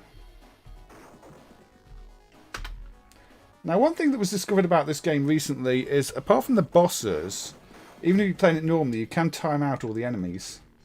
Oh, hey, Costado. Oh, thank you for the 16 euros there. And, yes, a carton of Stella to celebrate. We'll get something, I think, to celebrate.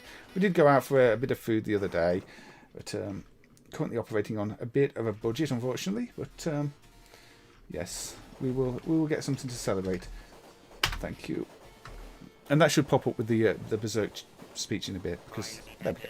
There we go. Costado donated 16 euros through the super chat, and yes, I will treat Eevee to something with the 16 euros next time I see her. So thank you for that, Costado. Always appreciated. Right, you do have to be careful when cheating through this, because if you cheat through the bonus stage, the game hangs. Oh, yeah. See. Got some good people here, Eevee, you see. It's a really nice community. I know you've not really been following the streams much, but it's they've kept me going for you know, the last, well, I'd say it's been about 7 months-ish. You know, they've really kept me going, and good community here. So they're really nice people, and you know, generous people, and you know, I like doing these things. And so I hope you can sort of join it. It'd be nice to have you sort of sat on the sofa here and point the camera down and do some two-player games at some point. But we'll see. We'll see what you feel like doing.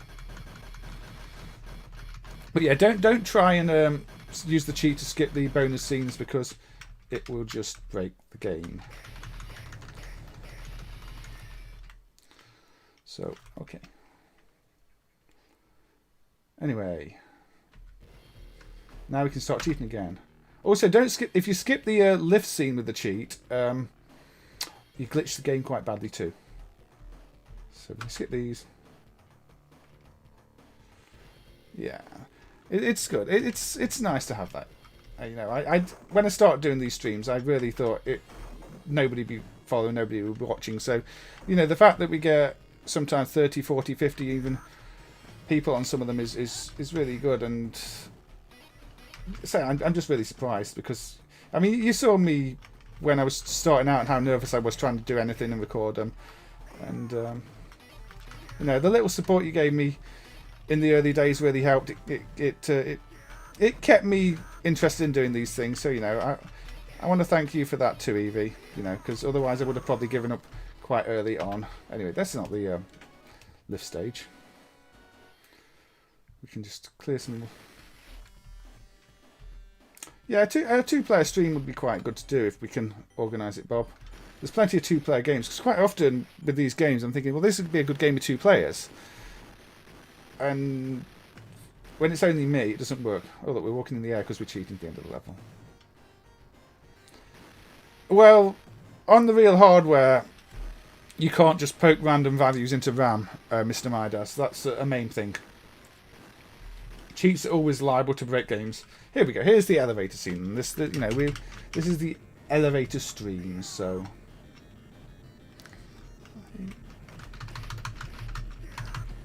here we go. Your classic, everybody jumping onto the elevator to take it out. I mean,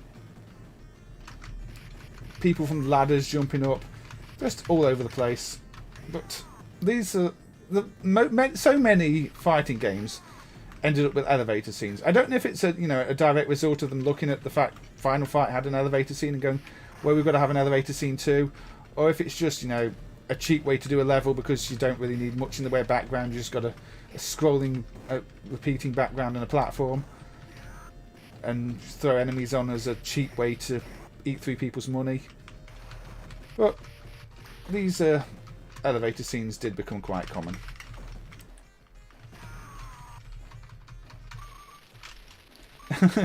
Yeah, I'm known for being pretty terrible at all these games, Evie. I think I repeat, I'm not very good at this game more often than anything else. What level's the Alien vs Predator one on? Do you know? Because if it's too far into the game and I don't have cheats, then it's kind of hard to show. It will end up with the cow double dragons thing again, where it's like, this was meant to be quickly showing a cow when I've played this game for 20 minutes just to get to a cow. Of course, it was absolutely worth it to get to a cow.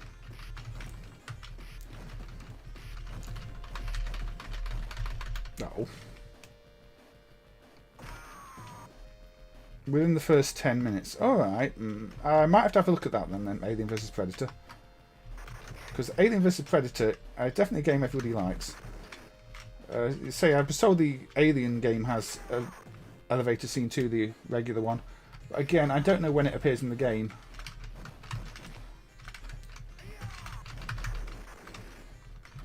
You see, this is me being bad at games. I mean, we didn't last very long on that Space Invaders Fever at the bowling place, did we? I think our game was over in about 30 seconds.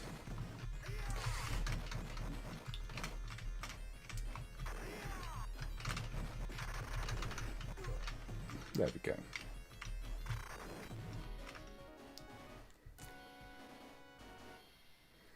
It is a bit annoying throwing the... I don't know where he keeps them all. Now you've got to break all the glass.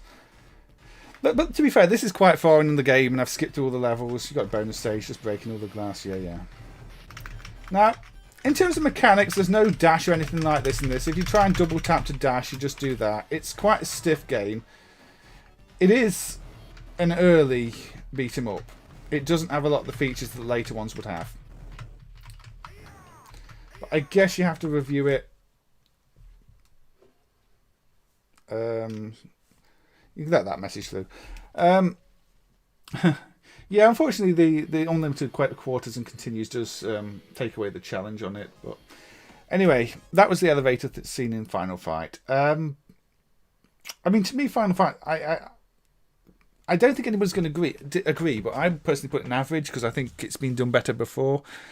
I mean, after, but for historical reasons, I guess it's a duel. It's just, it's like Streets of Rage. It's a little too generic to appeal to me. It's just like guys going through a city, beating people up. And I like a bit more fantasy in my beat-em-ups. But it is an important game. It's just like Street Fighter 2, isn't it? In the sense of what it influenced. So, duel. We've got lots of duels, lots of gems. Yeah, everybody's going to do... for me, it was average, but dual because of 89, yeah. It feels a bit dated to play, but... Yeah, it's 89. I mean, it's the 80s. If you look at it, you think it's going to be 90s. It looks really good. The style's great. So, even though it's maybe not my game, I think the chat has spoken. I think it is going right into a duel. We've not had any jump today, apparently. That is... Final Fight.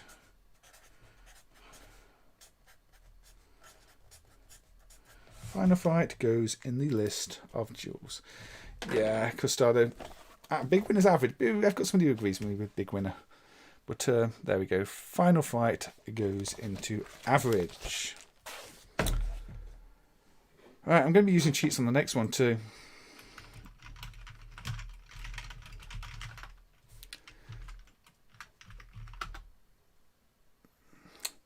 Dancing Eyes, Namco, 1986. This one is in mature.ini. I'm not sure why.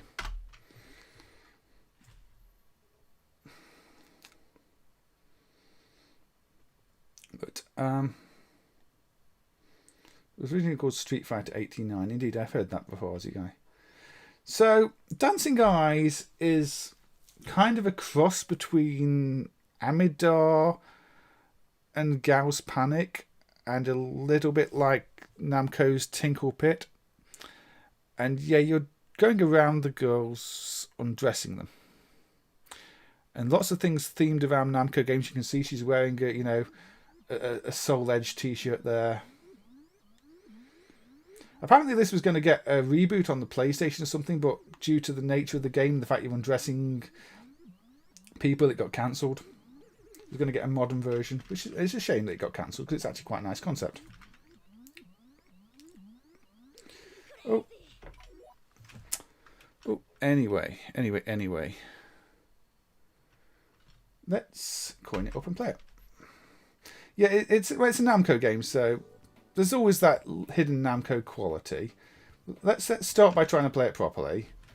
I think the issue with this is maybe it puts some people off right from the start, because the first characters are just girls in situations where you're drawing around them. I mean, they're not naked underneath; they are dressed. We go there, and we're taking some pieces of her clothing off. Again, this isn't an adult game, and I don't think there is a nudity option even in it. And if there is, I'm not aware of it. But it does have slightly adult themes.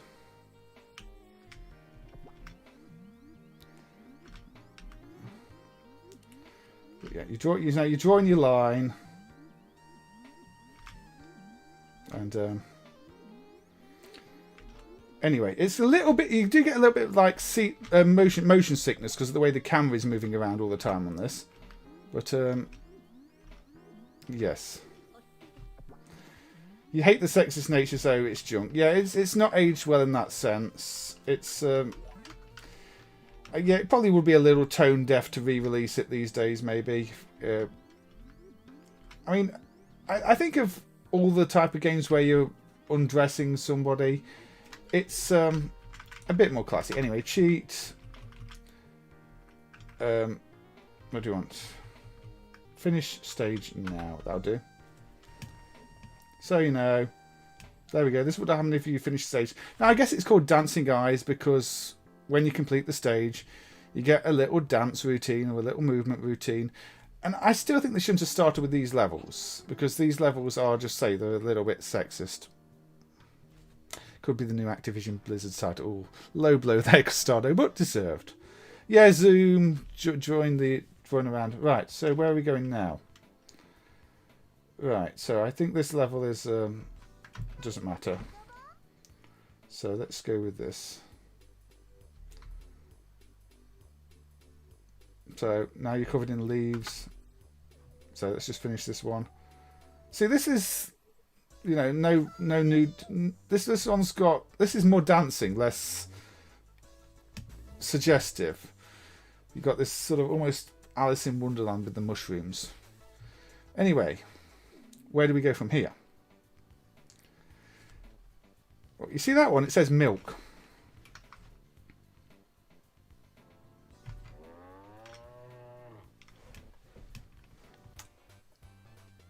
So now we have a bottle of milk.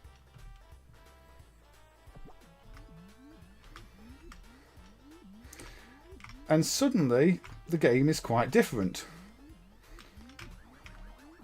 I'm no longer undressing some lady. Oh dear. I'm not undressing anybody at the moment.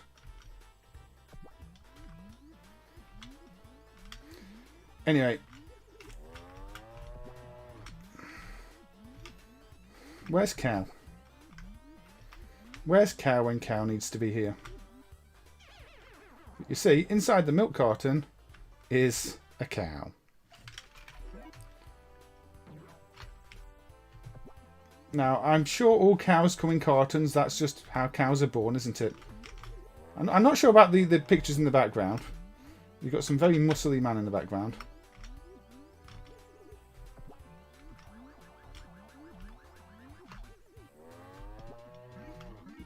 But yeah, I can't believe I missed doing this on the cow stream. Hey, thank you, Andrea. Yes, Evie. Cows. Anyway, let's release the cows. Yes, you found the cow emote. Everybody put some cow emotes in the chat. But there we go. If you free the cow, you get a dancing cow.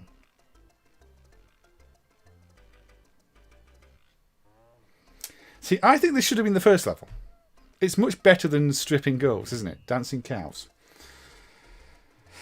Just to Doom says cute cow. It is a cute cow indeed. It is a cute cow indeed. Right, so then, you know, we have the stage,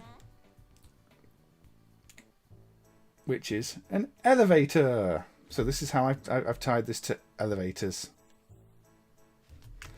So yeah, we've got back to the girl. I'm just gonna finish current stage. But you know, it's an elevator level.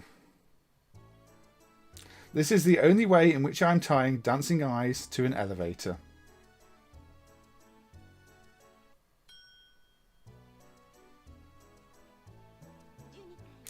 Yeah, there's all sorts of characters from the other Namco games in this. And all sorts of themes from the other Namco games. So, select stage. Now, let's reset.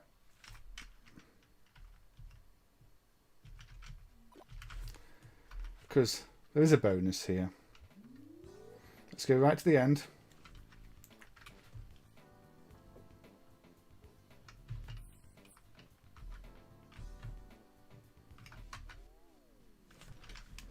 There's some cows on the ground. More cows. And what do we have under here?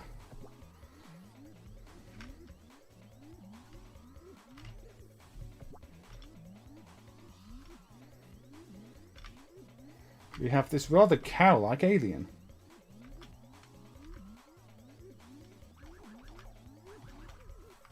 You see? Anyway, let's just clear the stage. There you go. It's sort of got cow colours. It's got 2 M's on it. Moo, maybe. I don't know. But it's an alien.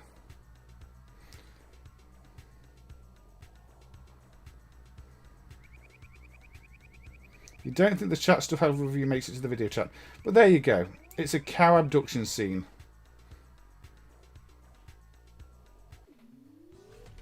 And that's all they really wanted to say. Show.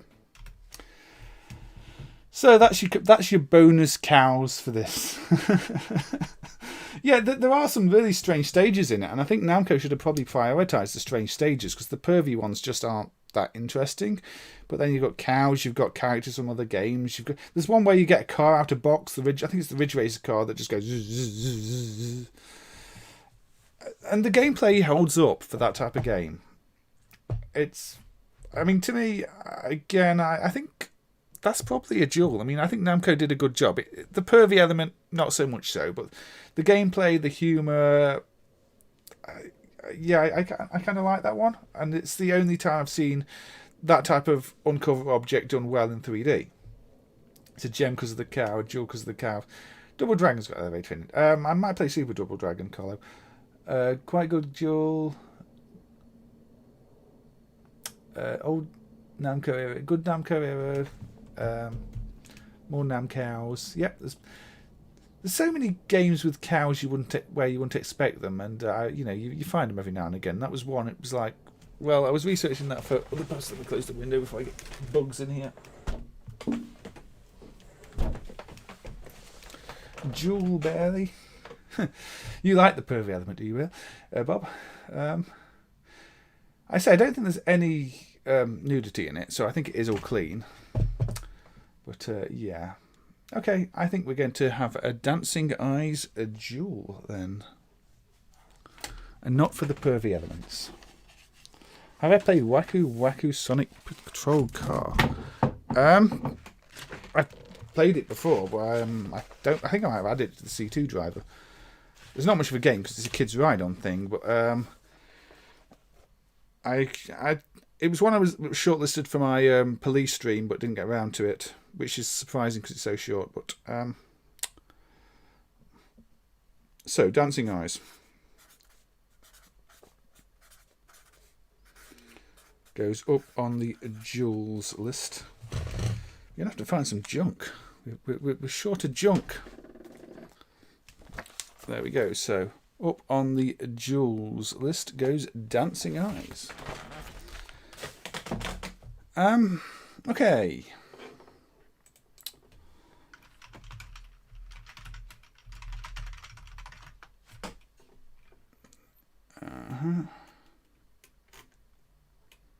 So what I'm doing here. Yes.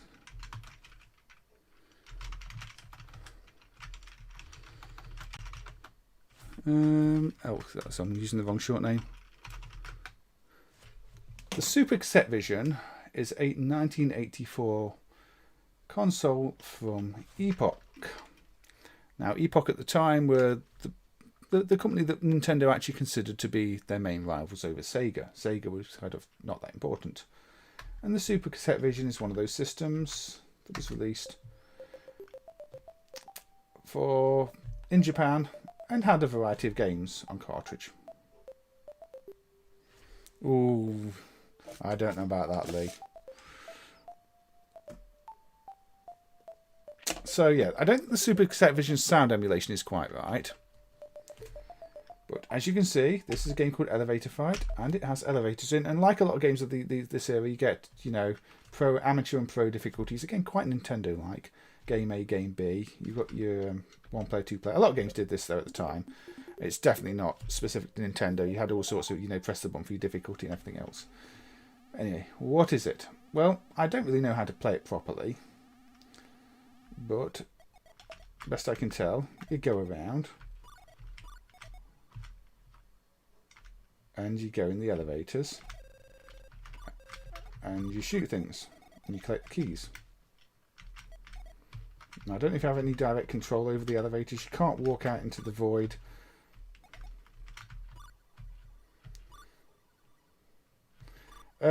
Cassette is another name for cartridges, really. It's not necessarily, you know, tape cassette. Now, I don't know if there's a button to do anything else, because, you know, at the moment I can't seem to do anything until I said wait for an elevator. But there's an elevator. But I probably have to go across there and get that. Although you fall down through there.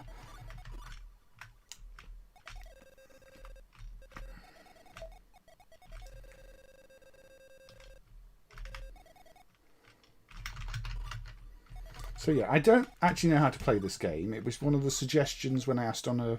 You suggested this on Twitter, Custado. Am I missing anything with it? Can I do anything else with these keypads? Or is it just left, right and fire? Or have you never actually played it so you don't know?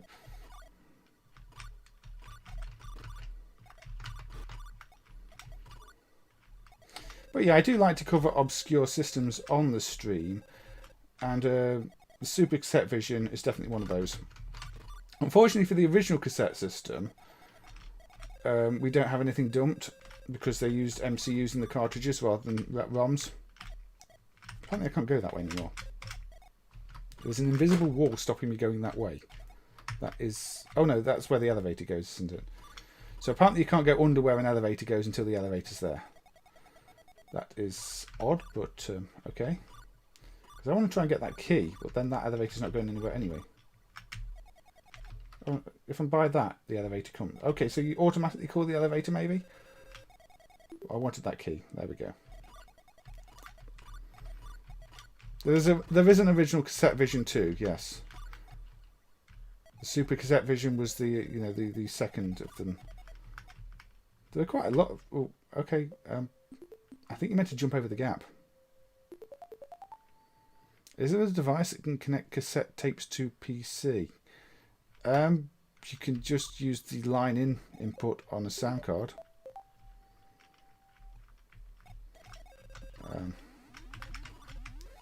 You know, get an old cassette drive, and if you're just trying to rip a tape, you can just say use a cassette drive. If you token tape cassette. Yeah. So how do I get this lift to come up here? Do I get? Oh, I have to be at the edge of the. Okay, if I'm at the edge of the platform, it comes up. Okay, that makes enough sense.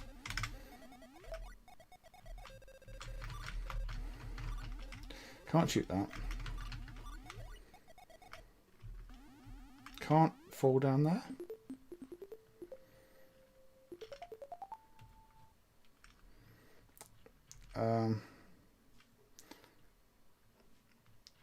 The Super Cassette Vision is still on your wish list. Yeah, I guess it's a nice one to collect. Oh dear. I remember reading the games aren't that expensive, or at least weren't that expensive. It might be one of those that is now super expensive because everything is super expensive these days. But at least a few years ago, it was apparently a fairly cheap one to collect for, apart from, you know, one or two of the games that were, you know, your usual. Oh, everybody wants that, so it's suddenly expensive. So I don't know what to do here. Do I jump on the hook? Oh. I think I do, don't I? That's probably a hook I can slide across on. You've changed your picture. Oh, yeah, I can see. You've changed it. Is that the one we took? Yeah, that's the one we took yesterday, isn't it? Oh, that's nice. That's a sweet little picture, Evie. Thank you for that. Oh. How does a cassette save data? It's magnetic media, Carlo. So you apply magnetic force to. I'm not very good at these jumps. Wasn't there a Dragon Ball game on the system? Possibly. How many lives do I have? I seem to be getting a lot of deaths and not. I got to the exit. The one from Nottingham. Yeah, it's a nice one. Good memories, good times. Little day out in Nottingham. We went up to the farm and had a good time. That's when we saw the cow.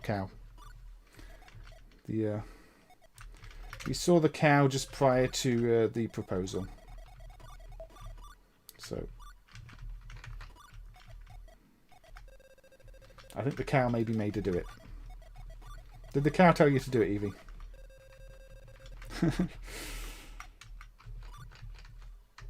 So yeah, I don't really know much about this game. I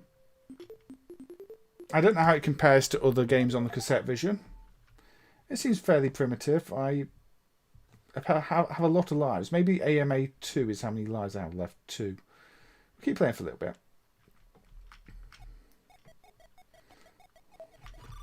It's colourful. No, I can only get that key from there. So you fall through the red floor, so if I want this key, I have to go here. I'm assuming I have to get all the keys. If I don't, then I'm making this needlessly more difficult than I should be. Why does it look like there's a status bar at the bottom of the screen? That worked well. The cow made you do it. I'll thank the cow next time. Or we did feed the cow.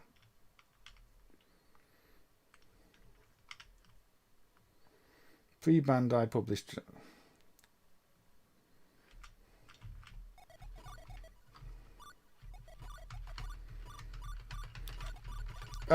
Cassette loading and saving is quite a big field that's worth research on its own. Maybe there's some way to turn these off. Oh well, game end. Oh, I missed a key. That would explain it. The Elevator Fight. Epoch TV game. 84. So this is a game you can play at home in 84. So that's sort of your benchmark of your baseline of deciding if this is a jewel or junk or average. What else was out in 84 to compare this to? You think it's junk, Lee? It's a bit stiff. I don't like the way you can't walk under the elevators unless they're in position. But then if you're pushing against where they're meant to be, they do come down to that level. But a call button would be more natural, like the Glob has. I mean, I think maybe for 84, it's an alright game. Oh, it seems to have different sections here. I didn't get to a section that looked like that. Average. Player 1 game end is alright. Extreme Rec, I don't think that's too much English. I wouldn't say it was really a clone of Elevator Action. It's got its own thing. It's got its own little mechanics. It does have elevators. 84 Jewel from Carlo. This would have blown Bob's mind in 84. Yeah, I mean, I've looked at some of these other early home games. I mean, home games at the time were much more primitive than the arcades. So, I can see why Nintendo probably thought Epoch were a threat back then. Average. It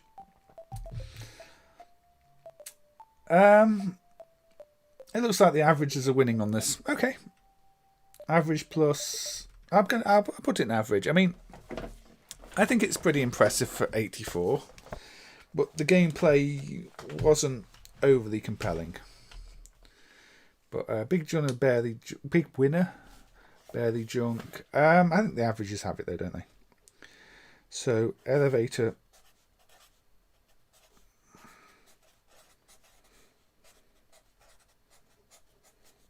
Elevator Fight for the Super Cassette Vision. Goes in just average. Right.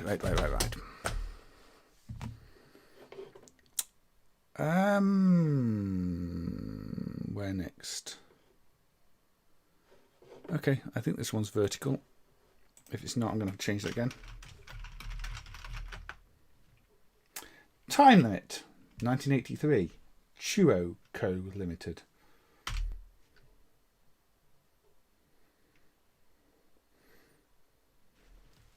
I won't forget my t-shirt. That one is going to come on in a little bit. And also that was on the preview image. Actually, what else? Hold on. Just a second. Where am I control? Oh, never mind. Apparently I can't pause things right now. So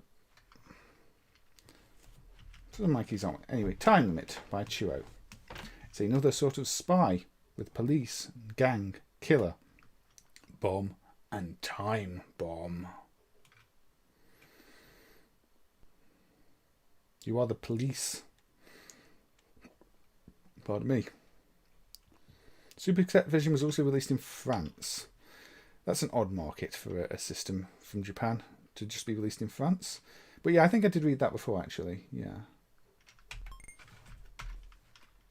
It is quite strange that some of these systems get released in European countries. So, is this running far too fast?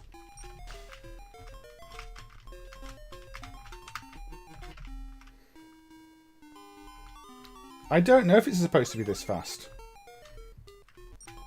It feels a bit too fast to me. Yeah, this is going too fast, isn't it?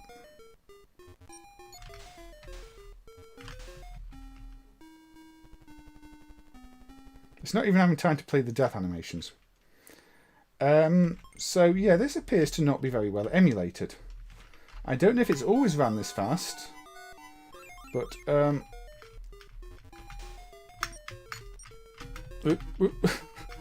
wouldn't want to be on this elevator. I think we might have just found a main book. Yeah, I can't even control. I can barely control this game. And it's not, you know, it's... Okay. I'm pretty sure that game is junk anyway. But that was unplayable. So I don't think we can really rank that one today. Alright, Stephen, take care. I'll see you another time, hopefully. Hope you had a good time. Yeah, I think time that I don't know if it's regressed at some point. I don't remember it being that unplayable before. I remember it not being very good, but I don't remember it being super fast turbo unplayable. So we'll have to come back to that one another day, I'm afraid. So yeah. We will go, therefore, with T-shirt game.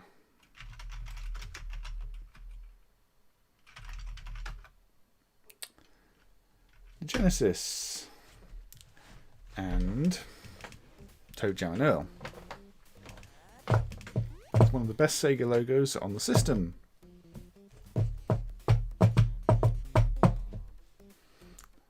And a decent little story too.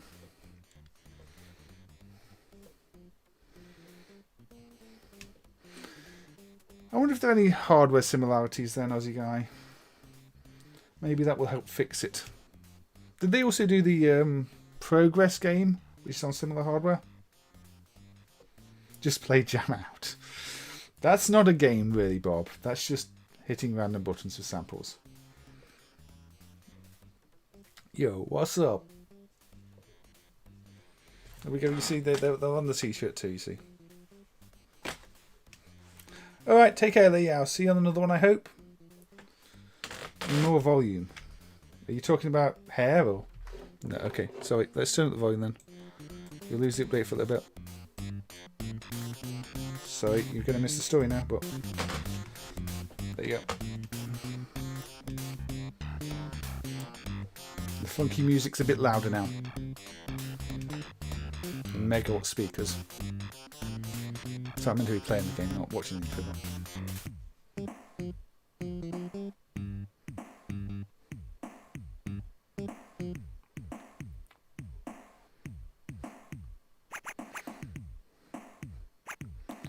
Now, I'm not going to lie, this game is one of the reasons I wanted to emulate the Mega Drive.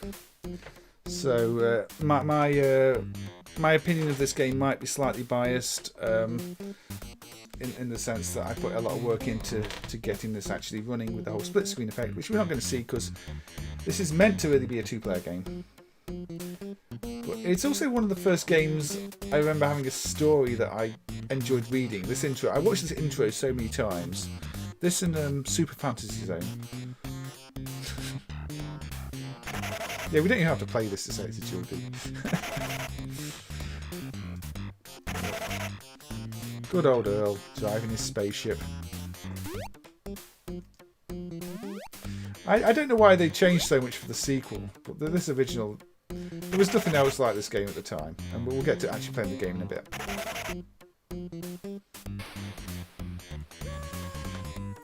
All the samples as well. It's so 90s. Well, look, that's a very big spaceship. I have to say that would have probably left a bigger hole. You should never let Earl drive. Life lessons.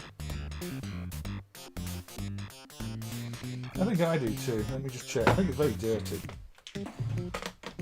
I'm going to check now. Nope, indeed. There you go.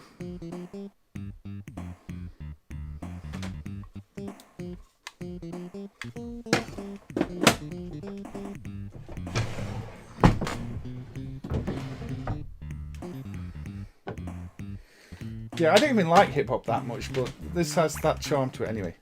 There we go.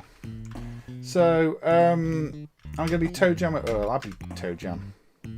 Now, one thing about this game, it's got the random world option where the levels are always different, or it's got the fixed world option where it's the same set of levels.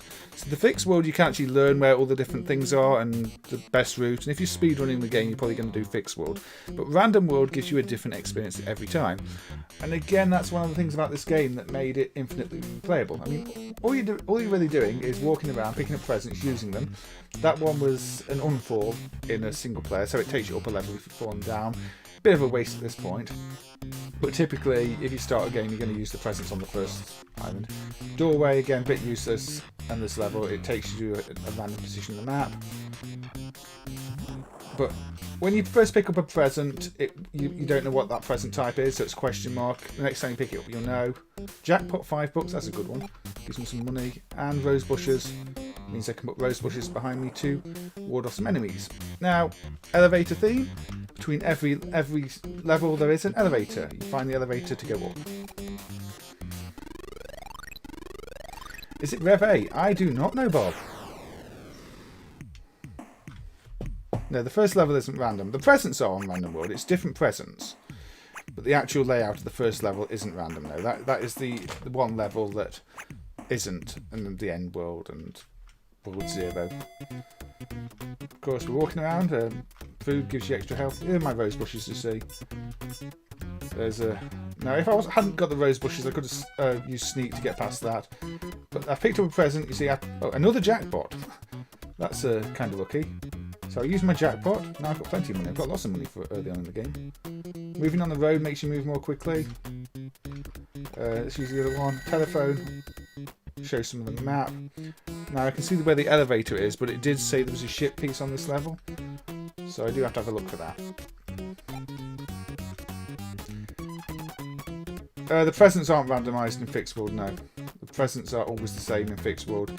So if you know where the randomizer present is, which does mess up all the presents, don't open it. Because that's always, if you know where it is, I think it's even quite early on, just save it, get it identified, and never use it. Because then it will be randomised. And that's not good. And there's some money on the ground too. Oh, a decoy. Some rocket skates. Oh dear. Okay. I've got the rocket skates. Do I have time? I might not have time for this. Now there's a secret in the bottom corner of the game. Uh-oh, I'm running out of... Oh no, okay. Oh, I didn't get the presents, but... Now, if you fall down that hole on level 0, level 1, you get to level 0, which is a little secret. Where you go to the lemonade stand. You get an extra life. Yeah, Fixed World is kind of boring.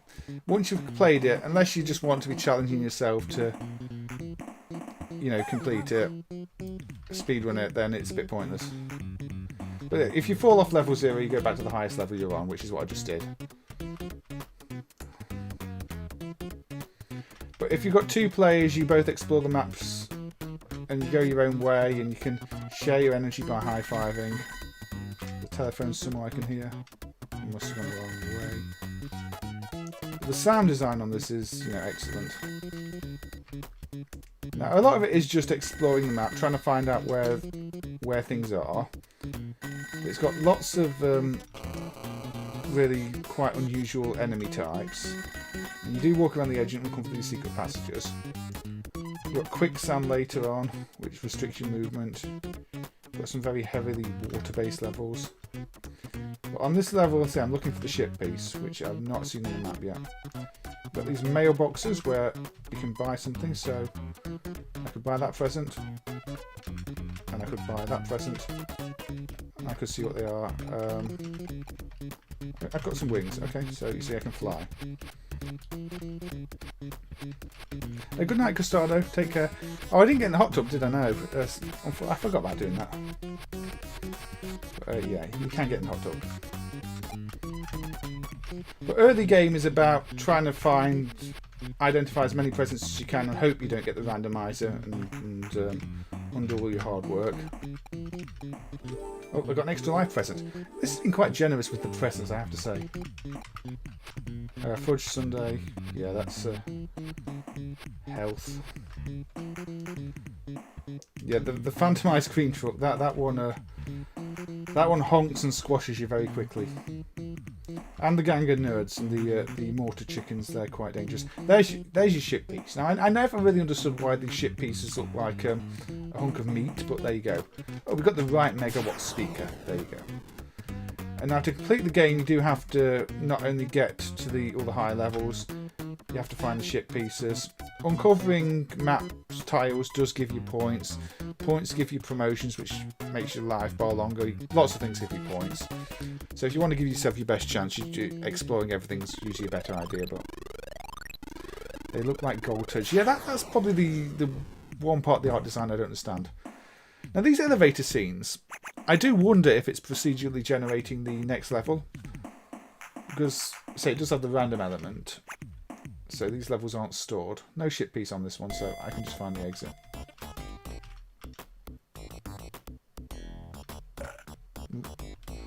I'm already full. So you do have to do a lot of walking around the edge. I mean, you know, in some senses, it's if you describe this game on paper,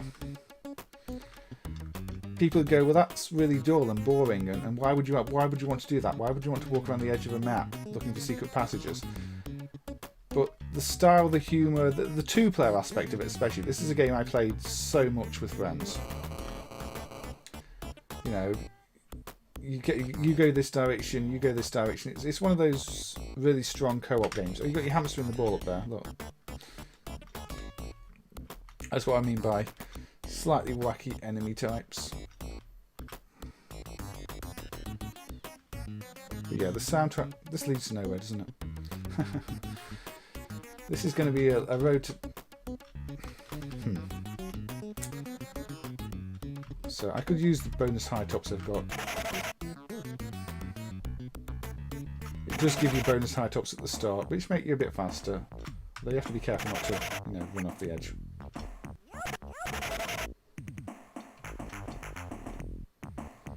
So where am I going?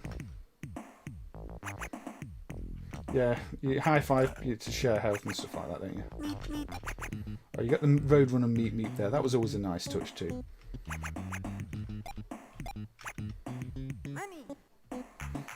The wizard's a friendly enemy. The Who the Dancers make you dance. Mailbox here too. More unknown presents. Super high tops are the same thing I had, just regular present type.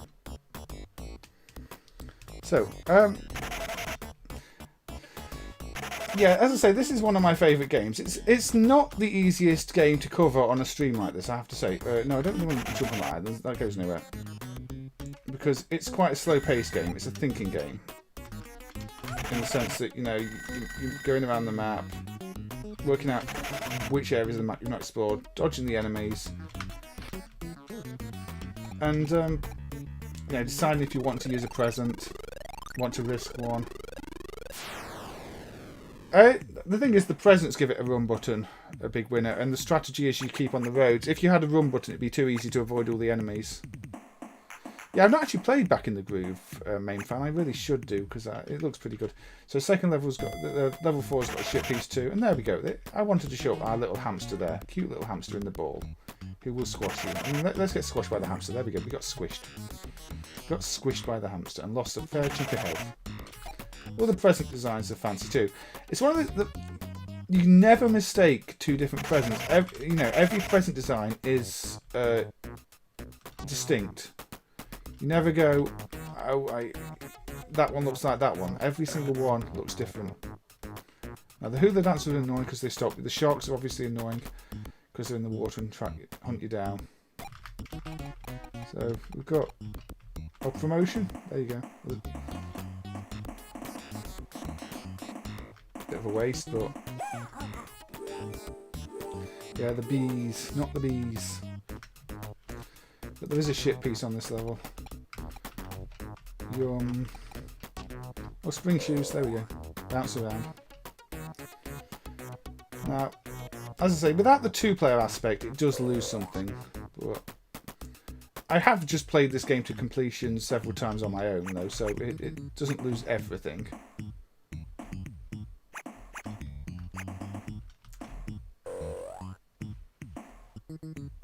That's it. You will die if you spend too long in the water. There's little cupids that reverse your controls. You can knock them out the sky by jumping at them with these spring shoes. Yeah, the pacing is maybe a little slow, but it's a very chill game. Maybe that's also what they're going for. You can play it while relaxing and having a chat with the person you're playing with. There's a cupid. Can I get you out the sky? There you go. Pop the cupid.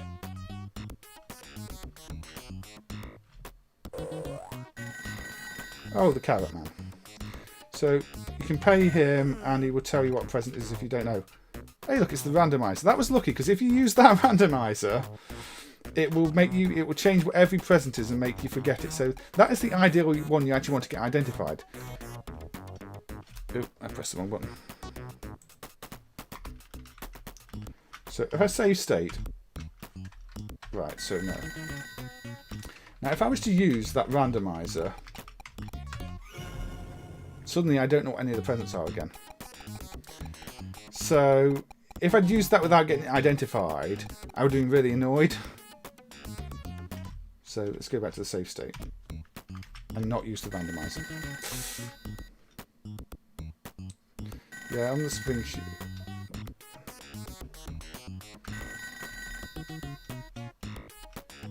Anyway, I think we have seen enough of Tojo and Earl. Yeah, I that was a very lucky run. I got really good presents. Then I found the randomizer and I identified the randomizer, and yeah, that was a surprisingly good run. Although, you know, I'm not going to play the game to the end. It is a game I love, and I could easily spend like 3 or 4 hours playing it, and it's probably not what I really should be doing on the stream. Yeah, you can play it for hours. Now, is anybody going to stop me putting that one in duel? Or are we all going to unanimously agree that Toe Jam and Earl is... the save state is their main fan. True. Are we unanimous on putting Toe Jam and Earl in with the duels? Very 90s. Nothing wrong with a bit of 90s, though. I might do a Toe Jam and Earl stream. Right. I'm putting it up there. Duel from Extreme Rec. Duel from me. I'm writing it down. Yes. And Toe Jam and Earl goes into the duels, of which we have had plenty today. Where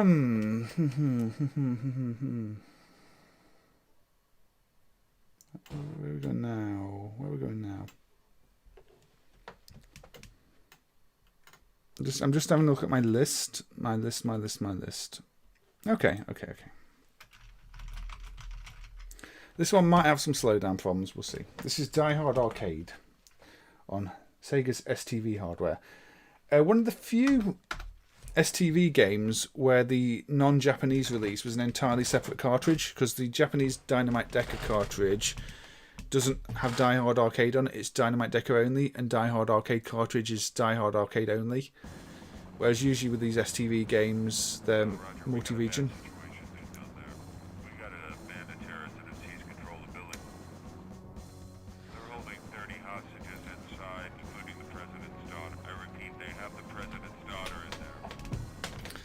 Now, I did work on the STV driver early on. I'm not doing much of the later work on it, but I did a fair bit of the early work when we got things like Hanagumi columns running. But it probably does need a rewrite at this point, because hasn't scaled them especially well in some of the high resolution games and draw modes. But we'll see. We'll see how this holds up.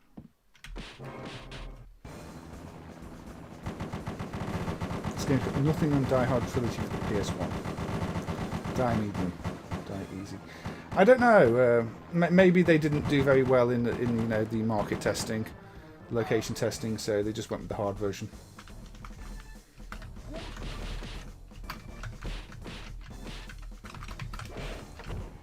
So it's a it's a beat 'em up with 3D graphics. And weapons. Serbia.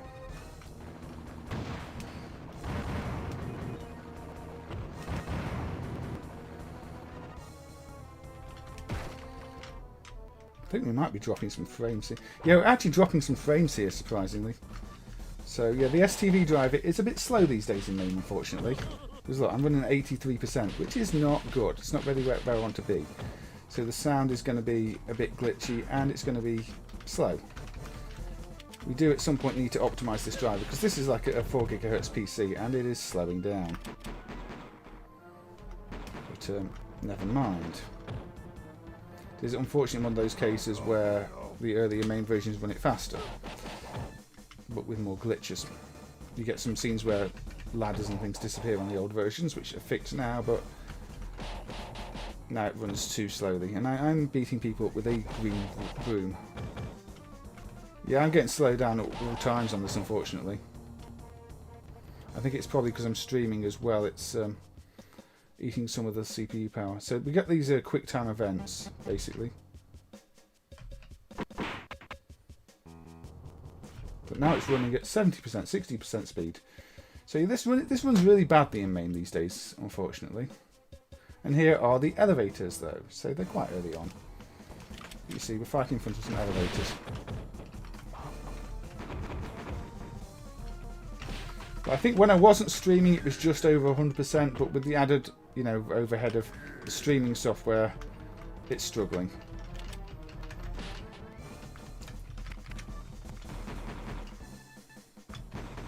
I just think we do need to take a look at the STV driver and give it some pretty severe optimizations.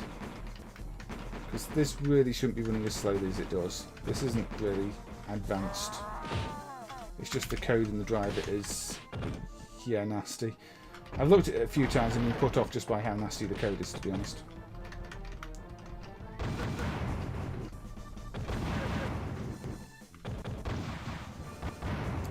Rocket with the one chair indoors, it's not safe. But I'm just firing rockets anywhere at the moment. And the sound's even going a bit weird now. I don't even know what this sound is. It sounds like aliens are trying to contact me. Maybe they're the aliens that abducted the cows. Okay, I'm going to turn the volume down a little bit there. So apparently the sound broke.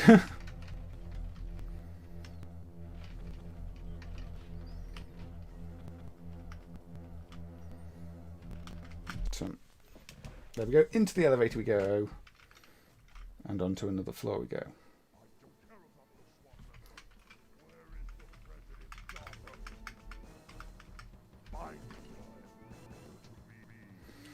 So I think the code for drawing the rotation layers is especially slow. And this uses them for the floor and ceilings. It's a mix of, you know, the tile maps. For this. That's why it's flat on the ground, because it's a tile map. A rotatable tile map. And then you've got the polygons over it.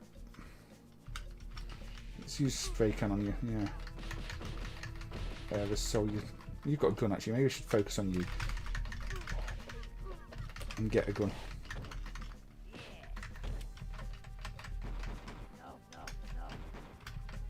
All these disabled parking places. But this is a well-loved game. That's why it's a shame that it does run quite badly these days. Because it is one of those games that seems to be a go-to game for, you know, I remember that game from the arcade. But yeah, I don't know. The problem is, I mean, yeah, this isn't even a high-resolution STV game. Things like Decathlete, which run in high resolution, are nearly unplayable. I don't remember the sound being bad though. I don't know what the beeping is. So again, quick time events, and yeah, they do. It does predate Shenmue. I don't know if some of the ideas came from there. I do it now. Now we're running at 60% speed. Yay, great! But I failed that quick time event, and now we have a fire truck also trying to take me out. And policeman with fireman with axes, fire axes. Tied you up.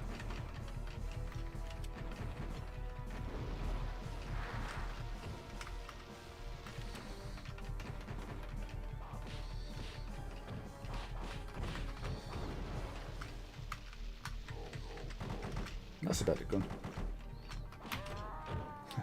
But I get hit from behind and it doesn't matter.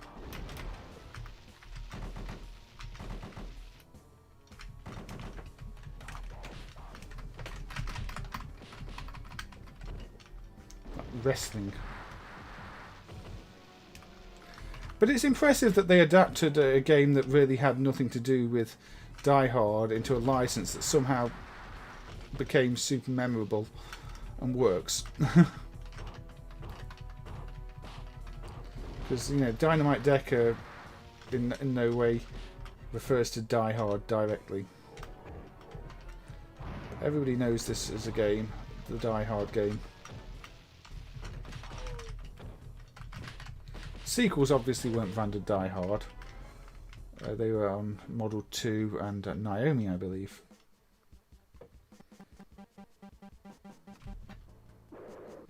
Oh, didn't time it right. So, yeah. Which means I have to fight him, I believe. If you time it right, you skip it and you don't have to fight him. But because I didn't do the quick time event, I now have to face him, which is a good way of doing quick time events, actually. It doesn't, mean you fail and have to repeat it. It just means you end up with an extra challenge that you wouldn't have had if you'd managed to succeed the event. Real laser weapons exist. Well, yeah, I don't think that's surprising. Lasers are dangerous. They've always been dangerous. That's why there are warnings on things like your CD drive, if you've still got one of those. Yeah, now we're even slower. Anyway, owing to the performance issues, I don't want to play too much of Die Hard because it's slow and the drive needs really rewriting. But as a game, where do we feel it belongs? I need a Ryzen. Maybe I need a new processor. But it's a gem from Aussie guy. A game. Bob says a duel. Yeah, I think I agree. It's one of those Sega classics that everybody loved at the time, and it holds up really well. It feels good. It feels satisfying. The weapons work. I can't really say I disagree. Dual gem. Average because of Die Hard trilogy. We're not comparing it to other Die Hard games, though, Extreme Rate. We're judging it on its own. So I'm going to put Die Hard Arcade in duels.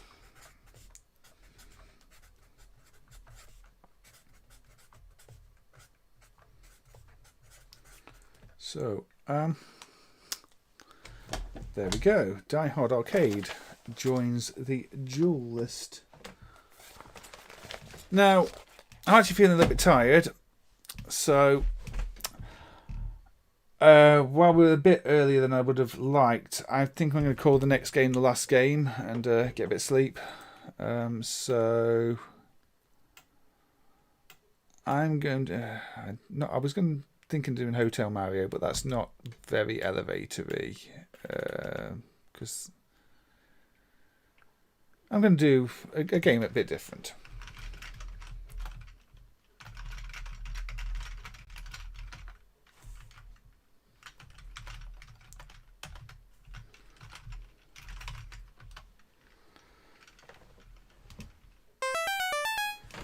All right, so this is Beast Busters.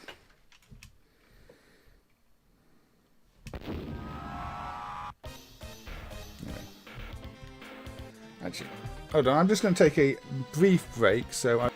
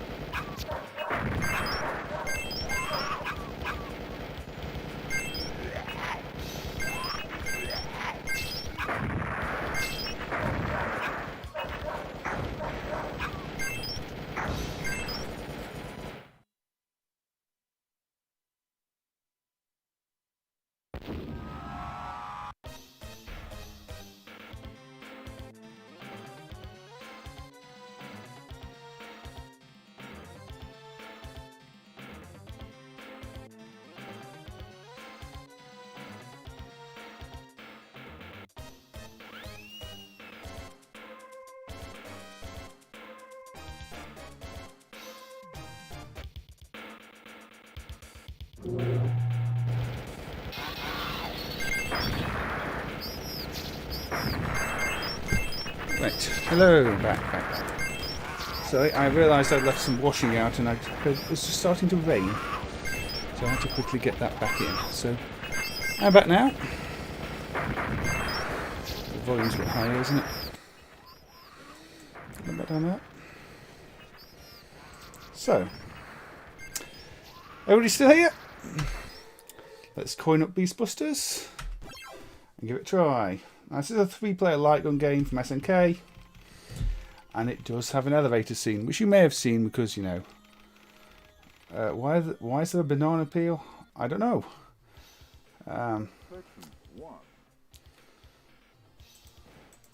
So, yeah, this is one of those classic SNK gun shooters. Before SNK started doing just really fighting games. Although they did do a sequel to this on the Hyper 64, which kind of runs in MAME. Not overly well, but it is playable. Just lots of graphical glitches. I don't know if that one includes an elevator scene though, but this one definitely does. Now obviously this is best enjoyed with 3 players and 3 guns. And hey Dink, welcome to the chat, and yeah, this is a nice little choice. I think MAME does still have a little sprite drawing hack from Final Burn in it, which is a little iffy, you know, exact condition check for not drawing certain sprites. But I don't know if you've done any research on that for Final Burn since it was added. But it would be nice to clean that up at some point. But yeah, the game emulation holds up pretty well. And I think a year or 2 ago there were some priority fixes in MAME, actually for the elevator stage, which we'll see in a bit. Well, not unemulated, but partially emulated Extreme Rec. The progress has been there, but very, very slow. But yeah, it'd be nice to actually get the Hyper 64 working properly at some point. I mean, it's improved quite a lot in the last 2 years. But the sound, especially on it, is bad.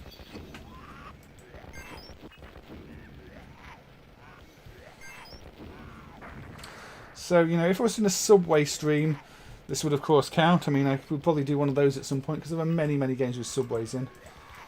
But we will get to an elevator too. There is Hyper 64 emulation in MAME. There's been for like many years, but it's not very good quality. I mean, it's one I worked on many, many years ago. More recently, Happy has been improving it. But yeah, you can play most of the game. I mean, you can play Final Fight Wild Ambition to completion. I think you can play Beast Busters to completion. The Samurai Showdown games recently improved. The racing games you can play, but they're a bit of a mess. Lots of flickery graphics. So they do play. They're just not well emulated. You are dead. Well, that's nice. Zombies with guns, exactly. They want my brains and my money. Let's throw a grenade.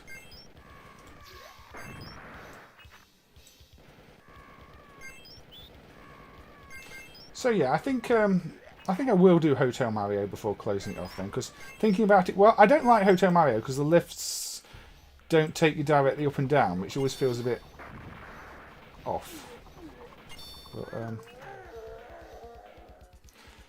fixed it without a hack. I think there's still a hack in MAME, isn't there? Or has it been replaced? I don't know. I know when I refactored the code for fixing the priorities in mechanised attack, I saw there was still some hack in there for something. But maybe that was never ported back to MAME, or I missed it. It did look like it was trying to look for a very specific sprite code in this position, you know. So that might be one to check if MAME's still got a hack that's since been fixed properly.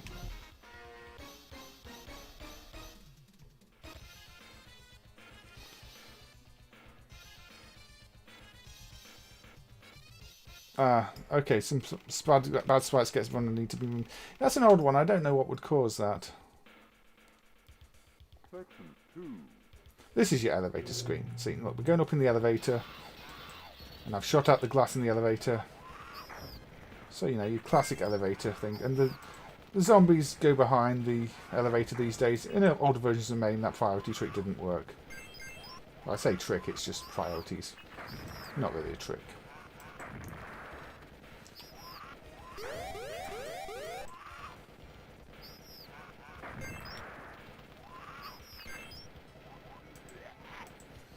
So yes. Gotta love a good zombie shooter, haven't you? Lots moving. And things don't just die, they explode into pieces. It's all gory. Even if it's not bloody, it's got plenty of gore. They might be zombie hawks. At least that's the excuse I'm using to shoot them. Bonus items, yay. Reminds you of Birdemic. I've not watched that. Is it any good? I mean, it's a B movie, so is it any? Is it in that so bad it's good category, or is it just oh dear? Yeah, they do look more like owls, don't they? To me, at least to me too.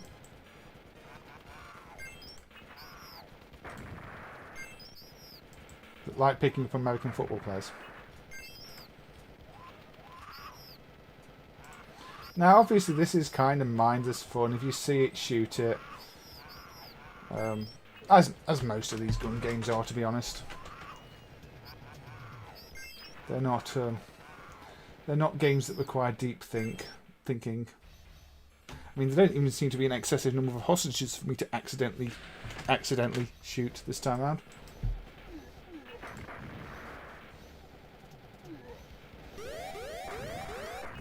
And I don't know if this one's one that you can actually one credit clear, or if it's just too cheap and eats away at your health regardless.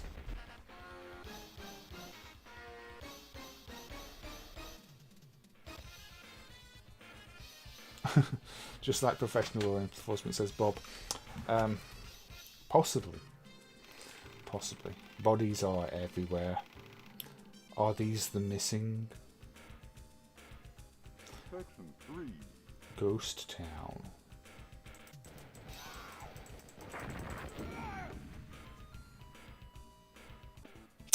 I'm dead.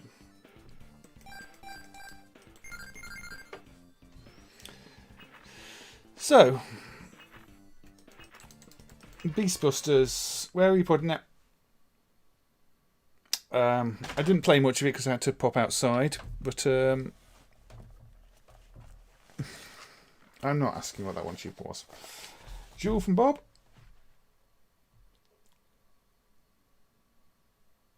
Jewel from Extreme Rec. Jewel from Mo. It looks like we have another Jewel. Yeah, it's a fairly simple game compared to some of the others. It's maybe not quite got as many secrets as some. I don't know. Maybe it has. Maybe I just don't know them. But it's solid and enjoyable and proper good arcade fun. So yeah, I think Beastbusters does have to go up here.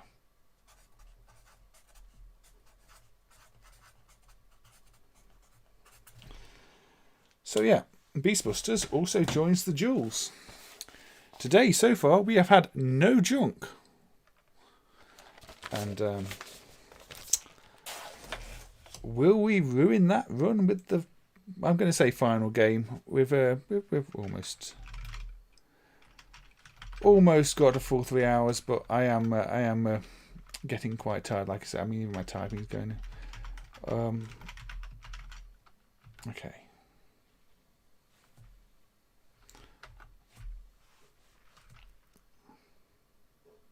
Hidden gem? Is that for Beastbusters or this one?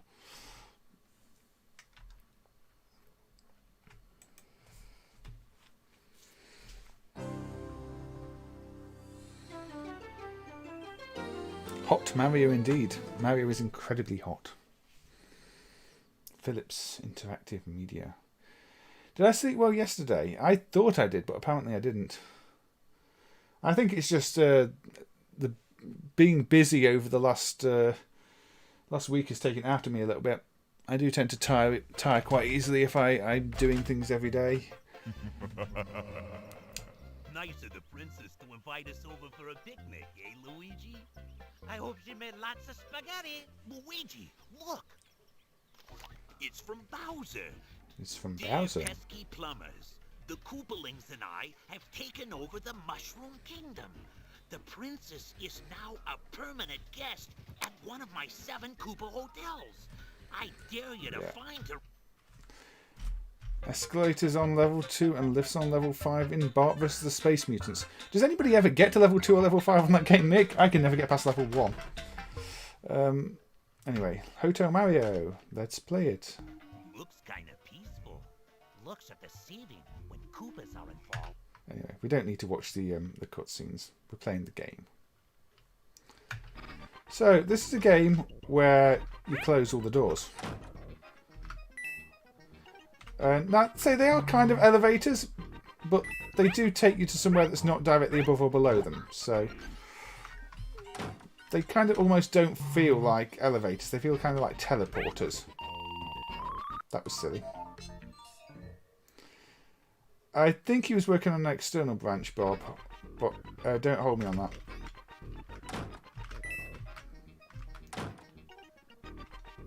Hold me to that, even. Now, personally, I've actually always liked this game. I'm not going to lie. I think, you know, it follows the mold of your classic Mario Brothers arcade game, as in it's a single screen platform, and we did do it on the single screen platformer stream, I believe. Yeah, you can hide behind the doors too. It's just not Super Mario Brothers, and everybody was sort of expecting a Super Mario Brothers type game, not an arcade type game. But the gameplay concept is solid, I would say.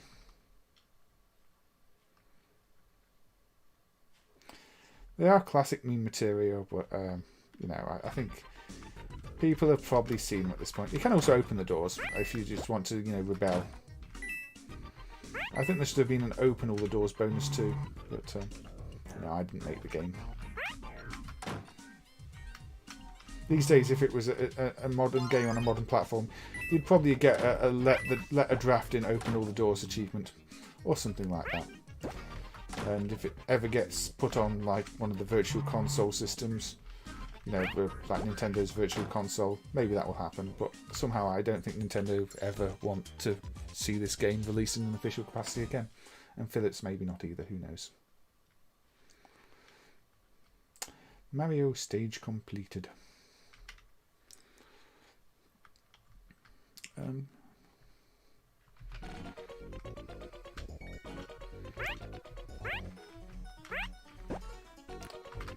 Close the door. But I think if this was on the SNES, people would actually, you know, be talking about it in a better light. I think it just gets a bad rep because it's on the CDI and it was expensive and meant to be, you know, the next generation system, and it wasn't what people were expecting.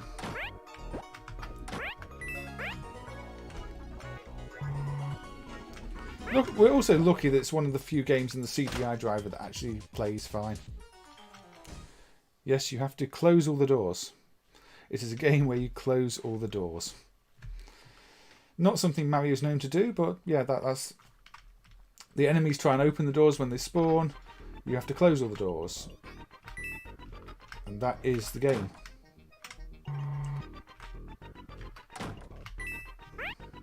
It's a very simple concept. But again, how many arcade games were just such simple concepts? So you're going to try and do it quickly. Also, cases like this are...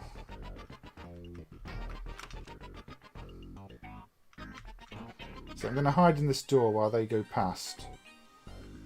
Because it would have been too risky to jump on them otherwise. So close this door while I'm at it.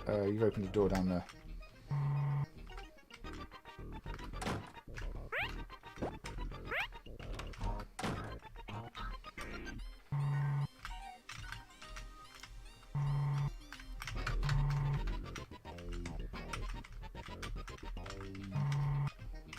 Down here.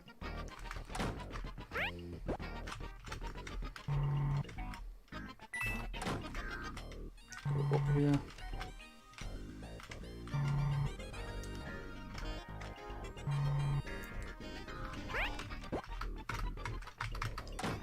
Well, there is a time there, and I am taking a bit too long.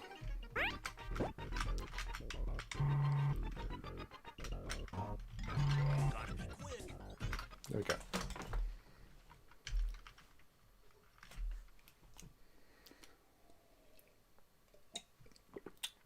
I've not played much Wrecking Crew, Bob.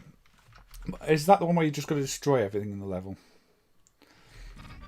But yeah, Nintendo could easily do their own remake of this, I'm sure. But I guess they just don't want to ever work with Philips or even acknowledge it. Which is a shame. It's another one of those that without emulation would probably be just lost to the ravages of time and people who still happen to own a CDI. But thanks to emulation, everybody can see that, you know, it's not actually that bad.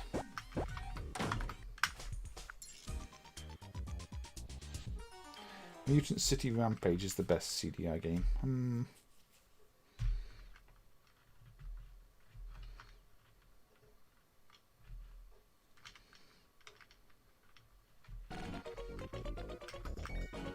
Now the theme does mix up after a while, you know.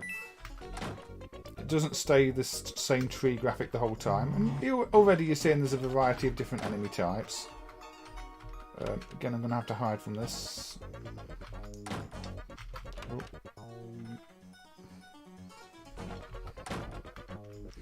Now I think if you jump into things from underneath it does kill you, so you do have to be careful about that. And I got a bit close to that, unfortunately.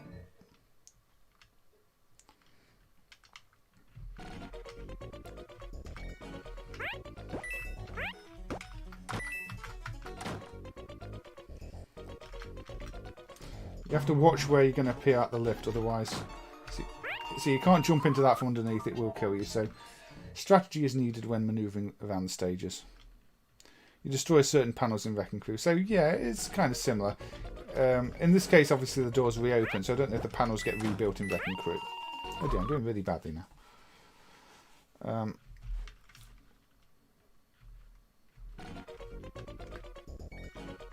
People want to let lots of things disappear.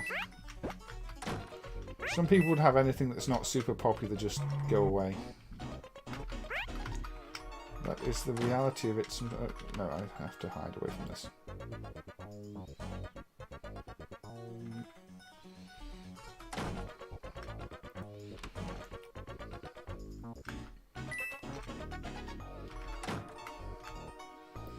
Okay, this is where I can go like that. Okay. Forgot to close the door.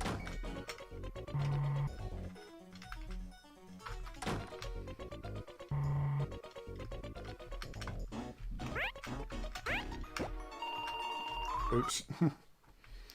That was clever. But yeah, if you fail the stage, you do start the stage again. So you have to learn the stage. Oh, we've lost the sound. Yeah, that does happen in the CDI driver sometimes, unfortunately. And it's happened now. So yeah, MAME's emulation does have that issue, unfortunately. but the death sound still plays. There we go, and the sound's restored again. It's not permanent when that happens, but it does still happen from time to time. It's probably the same reason a lot of other CDI games just crash, whereas Hotel Mario doesn't make the game fail the instant the sound dies. It still causes a few issues like that.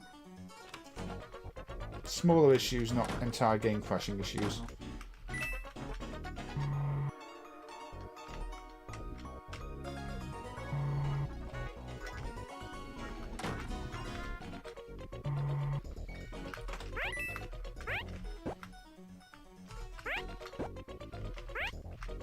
So that is a multi-part enemy that is quite difficult to kill.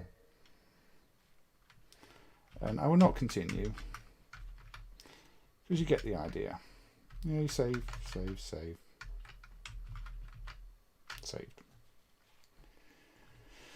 So, what do we actually think of Hotel Mario?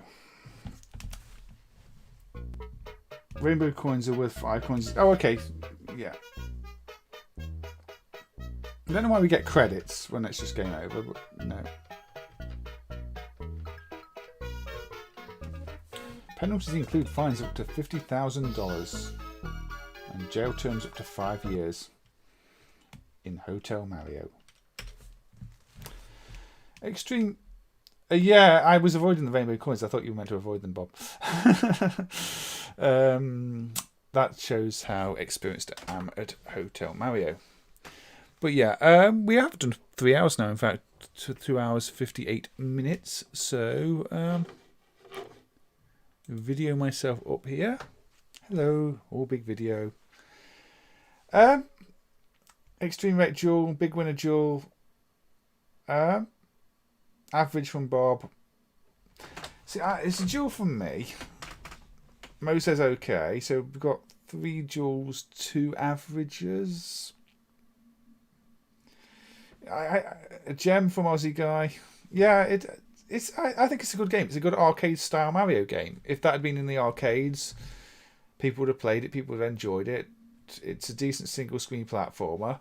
It's just not what people are expecting, and it's on a hated system from Philips, who really did make a mess of things like the Zelda games. Because those Zelda games aren't good. But yeah. Shall we put this in a duel again? I think we might do, might we? I think we may end with another duel. Big one average. Trash. You can't keep changing your mind, big winner. I'm putting it in duel, and we're ending the stream.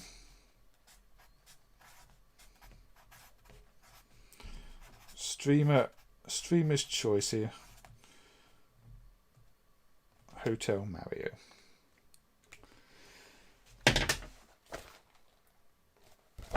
Hotel Mario goes on the duel list, and we have had no junk today. Apparently, nothing has been sent down into the basement. What could have been? What could have been? The other games that were potential for today, which didn't get played, Elevator Action 2. I think that would have still been duel. Intrepid, that would have been probably duel. Bagman, again, everybody likes that. Asylum, we looked at Asylum, but that kind of ends up being so good, it's so bad it's good. Streets of Rage, that had the elevator scene, that would have still been a duel. Ghouls and Ghosts, that's got an elevator. Bob, I believe, pointed it out before the stream. Stage 3, again, everybody loves that. Oh, there was one of those bad handhelds with an elevator action game in. Mission Elevator doesn't work on the CPC drive. You can't start the game, but it's a good game. And once again, we didn't get around to doing Keystone Capers. I don't know what it is about Keystone Capers. It appears on so many of my lists for these streams, and I never get around to playing it. Simpsons Arcade apparently has an elevator scene that I don't remember. Zillion. Super Double Dragon, Undercover Cops, Battle Circuit, Super Spy, Cloak and Dagger. That's got elevators in the cutscenes. Minor 2049er. As people said, Aliens vs Predators. I did want to play that one, but I'm out of time. Alien game. Teenage Mutant Ninja Turtles, apparently. Marvel Superheroes, Dan Dare on the Spectrum. That's also a good game. Oh, this one might have been a bad one. Total Recall on the CPC. Although I enjoyed that as a kid, so I don't know. Maybe that would have ended up in average. So yeah. Apparently, elevator games aren't junk. Keystone Capers, yeah, I do need to play it at some point. So yeah, apparently elevators make good games. So if you've got a really bad game, put an elevator in it, and it will suddenly be much better. Unless that game is Mass Effect, because I really can't stand the original Mass Effect. That game bores me to tears. But that's probably controversial. So yeah. Anyway. Thank you to everybody who's been in the chat. It's been good fun. Do you want me to read out the jewels? So I'll read out the list. We've got Tondemo Crisis, Beast Busters, Elevator Action, Beastie Feastie, Final Fight, Hotel Mario, Dancing Eyes, Toe Jam and Earl, and Die Hard Arcade, all as jewels. In average, we had Whoopie, we had Spy vs Spy Combat on the wireless tennis, we had Dynamite done on the CPC, and we had Elevator Fight on the Super Cassette version. Yeah, we started off with Tondemo Crisis. I was really bad at it, big winner. I couldn't get past the second stage. Anyway, and yes, thank you to everybody who thanked myself and Evie on the engagement.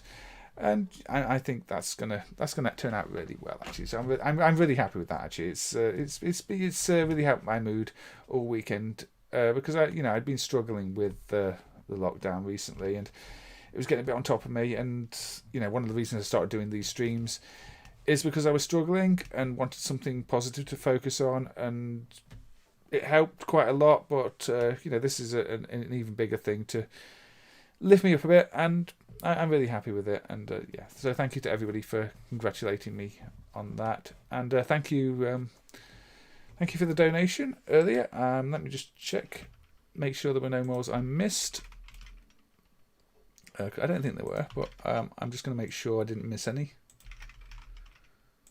If I can remember how to check. Sign in. Continue with YouTube. So let me check, because sometimes it doesn't notify me of things. I've noticed that on a previous stream.